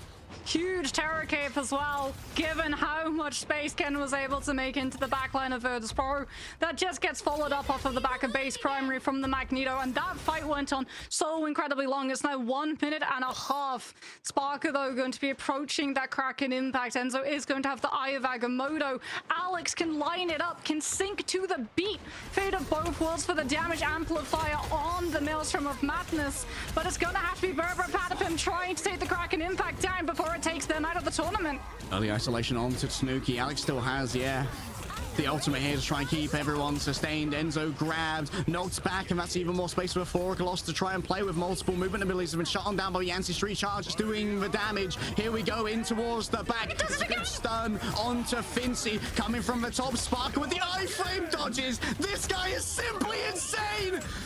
Every single time when you think that there's a chance, Sparker says absolutely not. Free for free! He is free for free on Kraken impact timing into Eye of Agamotto, and Brbrpatapim lose the potential of holding Virtus.pro on second, and we head into third. This is it, Harry. It all comes down to this. One team will triumph, one team will find themselves out of the tournament. Finzy's got the Psionic Seduction, Dreeder the Fate of Both Worlds, and Virtus.pro's fate is in the Vanguard's hands. No more second chances, no more mulligans. All the weeks, months, years of scrims, it all comes down to this. Pokey already taken down by 5 filling in on the Psylocke and delivering here. A big Terror Cape from Ken could be everything. The blind is good, but the Sonic Seduction is better. That magnetic curtain's gonna drop soon, but it's enough time to escape a little bit. Tanuki still on the other side, has themselves a passive to play with. Pokey forced to disengage, has the dance of the butterflies, and Enzo's just gonna stall out the cart with their life. Brbrpatapim, they lost the Eternal Bond too. Ken got grabbed outside of it by Sparker on the Winter Soldier. And speaking about Winter Soldier, Sparker's got the ultimate. Nevix is clobbering time to set it up. Brbrpatapim have to dodge the ultimates coming through from Virtus.pro, or they're done. 5 noted on the approach here. Pokey takes them down. It's an excellent opener coming through from Pokey. Can the rest of the team now deliver on their own promises? Virtus.pro have already called this one. They want to try and take the fight with 5 ultimates later, not undermanned. They need the Psylocke alive so that Fi can spot out Pokey's position too. And there, now they come on through, but Pokey gets the better of Fi once more. Dance of the Butterfly stalls out. Virtus.pro try to fall back, but they're running out of time to reset. And this has been all the time that was needed here for Brbrpatapim to build up to their own 5 ults, soon to be 6. This is the one fight to rule them all, and in China to bind them. Ready to come down from the top. Tanuki lies in wait, a Predator above, a double stun, no, only the single one there. Onto Enzo, not so much value gained off the back. A pair of dances of the butterflies, everybody doing more damage. Streetro taken down out of their ultimate here. Brbrpatapim might have fired all that they need. Virtus.pro at the last hurdle. Saipe isn't there. Brbrpatapim, they're going to China. It's off of the back of the Loki. Saipe gets picked before the fight. Brbrpatapim 3 times in a row are able to pick up a player from Virtus.pro before the fight begins. And Virtus.pro not having that confidence, not wanting to go for the 6v6 brawl with that much on the line, call off the fight, reposition, and look to come back anew. And Brbrpatapim take the opportunity to stabilize. Tanuki and Pokey both being able to pick apart player after player. And when Virtus.pro needed Saipe the most to utilize the Loki doppelgangers and the regeneration domain to have the lead when it goes to 6 ultimates v 6 ultimates, the Loki's not there, Harry, but they don't have the time left to wait. They've got to full send the push regardless, and Dance of the Butterflies, it's the thing that they need. They desperately needed it, but Brbrpatapim, they needed to go to China more than anything else. They were putting it all on the line, facing down the reverse sweep, looking towards the Bears with momentum. They dig in their heels, they stomp down, and they say no, absolutely not. This rivalry has gone on far enough. It's time for us to get our flowers. It's time for us to be that top team. Virtus.pro, we never could have expected we'd be looking at the reality now where they are not attending the first Marvel Rivals LAN. But who better to replace them there than Brbrpatapim? I mean, there has to be discussions now that Pokey might just be the best Psylocke. And of just getting to see the perspective, the accuracy, the awareness and understanding too of looking for those picks, of Virtus.pro not wanting to take the fight because they're a player down, and Psylocke having the ability to get in, get out, take a fight really quickly, get the pick that you need, and then not even require all of the resources from the rest of your team as follow through, because Luna Snow made it through the advanced pick and bans. You've got the idle aura. Your Luna is literally idle, just healing the vanguards, all the while Pokey is winning the 1v1s up on the high ground. That was the thing that allowed Brbrpatapim to come back into this match. For me, Tanuki was the star of the show in so many other maps, but Pokey has to be the MVP of the series. I mean, Pokey just finding every clutch in the end.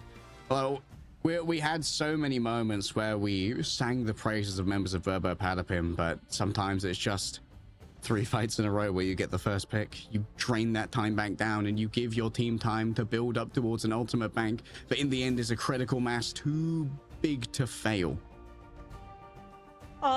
Devastating, unfortunately, for Virtus.pro. Like you said, it feels like a different reality, an alternate universe that we're finding ourselves in, where we say the words Virtus.pro are not going to be at the first international contest of Marvel Rivals esports. But like you said, Brbrpatapim going to show that there is new leaders in the region. Virtus.pro, we know that they'll answer back, give them a little bit of time, they'll come back yet stronger. Unfortunately, they are going to have some time, a little bit of a off season now for them, as Brbrpatapim will be matching up against Rad. And the last time these two teams matched up, well, that one went the distance too. I remember Tetya asking, pleading that the BO5 transform into the BO7, much like a Loki casting God of Mischief and transforming into a Lunar Snow. And I'm so happy to tell you, Harry, that we get that reality. It's gonna be a BO7, and it feels like these two teams, they're gonna take it all the way. I mean, I was watching that winners final so jealously, man. So, well, let's just say I hope that Rad are coming in warm, because Brbrpatapim certainly are. They have been pressed to their very limits, but the rewards are great when the risk is the greatest. They will be representing EMEA. They are the last team we can add to our smorgasbord of invitees before we figure out who's coming from China later on. And our EMEA participants, I couldn't be more proud of them. They are going to, it's gonna be easy clap for EMEA. There's no other way to say it. There's no other way to say it.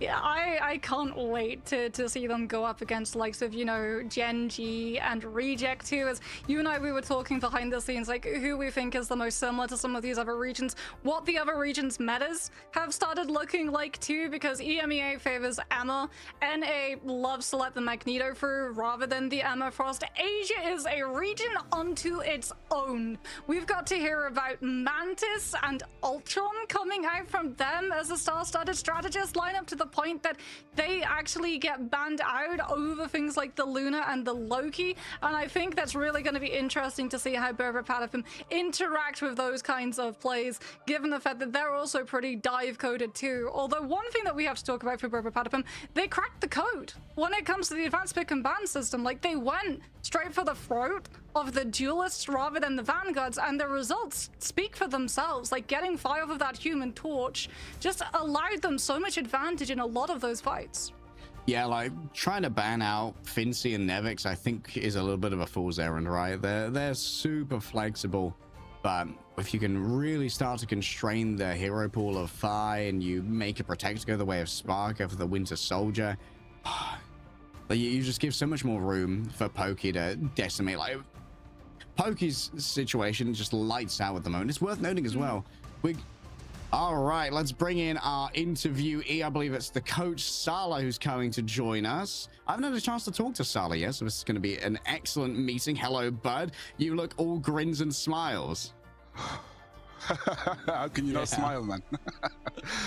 Oh yeah, it feels amazing, honestly. I think I'm still shaking a little bit. I think the boys, I can't imagine what the boys are like right now, but yeah, it feels amazing. So what was the energy like? Because obviously it started off really, really strong for you guys. It looked like it was going to be a lights out 0-3. And then Virtus.pro started coming back on for a potential reverse sweep. As a coach, how did you try and keep the team to task in terms of mental? So, to be honest, yesterday was when we didn't expect to lose, or we knew it was possible, but it hurt us when we lost, I think. So the first thing was making sure that we're mentally ready for today. We talked a lot about how, look, you don't get a lot of second chances, so we have to use ours correctly. And we weren't afraid of the reverse sweep. We weren't like, oh no, they've taken 2 maps, it's looking bad. As soon as we went to Araco and Hell's Heaven, we knew we'll win one of them, basically. And they did well on Hell's Heaven, actually. They're an extremely good team, right? So they did well to take Hell's Heaven away from us, which is normally our home. I think 100% win rate up until that game. But we knew also if we have Araco, we have basically, 50% chance of winning. Or rather, we're going to win one of them, so we have 100% chance. So we weren't too nervous about that. But honestly, the boys are demons. The boys are mentality monsters. So I was probably more nervous than them. The fact that some of them stepped up, the fact that Pokey stepped up the way he did on Araco, like, this guy's unreal. So yeah, I think yeah, I'm really proud of them. I think they're amazing. Sorry, I'm a little bit lost for words. I'm not any better at this. But No worries. Yeah, us too. To be honest, that was just one of the best. I'm also trying not to swear. I don't want to get any fines. I don't want to make good news into bad news. Yeah, you guys are on the line for some big cash at the moment, heading into our $250,000 prize pool. Let's not lose some of it to fines. Salah, when it comes to your tenure with this team, how long have you been with Brbrpatapim? Did you come in after Polly and Pokey, or were you part of like drafting Polly Pokey into like the OG core? So I was actually with them in OG from MRI. I was there during the MRI run. It was like kind of the first week, so I wasn't doing so much. But yeah, I was there. I've been there since the start, basically. Polly and Pokey, I have to say it was probably tenor actually. He wanted to show a little bit of bias towards the Norwegians, but it's a good thing he did, to be honest. They're insane. Yeah, they were so absolutely crazy. Yeah. In terms of the pick and ban system, because we saw a major change, right, from when the two teams last went up against each other, you immediately banned out the Human Torch. How did you come to the conclusion that that was the way to beat Virtus Pro? So the first ban we did on the first game was basically like we said, okay, if we ban in this line, we know that we're going to force them onto awkward DPSs that they don't want to play. They want to play the Torch, they want to play Psylocke, they want to play Starlord. So we knew that we basically had to ban him out. So we banned out I can't remember what we banned first, but it wasn't the Torch, we banned out second. After that, we won that game, we knew that, okay, there's a chance they save Torch, so just preemptively, we basically said, okay, he's not playing Torch this game. The thing is, when he plays Torch, he's able to, we're a dive team, I would say, and he's able to kind of help with the dive a lot more. So we knew that if we don't want him to dictate the pace of the game, we don't want him to have any control over anything, we're not letting him have the Torch. So yeah, that was pretty much it. Awesome, excellent insight. We're going to let you go so that you can prep the boys for the grand I've got finals of best of 7 now. Yeah, any words for Rad before we let you go? Here I would normally talk very cocky, but we've just went for a full best of 5, so I hope we have fun. I know they were rooting for us, so respect to them. They did good yesterday, but hopefully we can get some revenge today. Yeah. Oh, I just want to say though, my players are. This is not so much on me. My players are insane. Every single one of them are some of the best players in the world. They deserve this so much. So yeah, it's crazy. Certainly, we recognize their talent, so do you, and now so too will the world in China. Thank you so much for joining us, Salah. See you there. That was Salah, coach of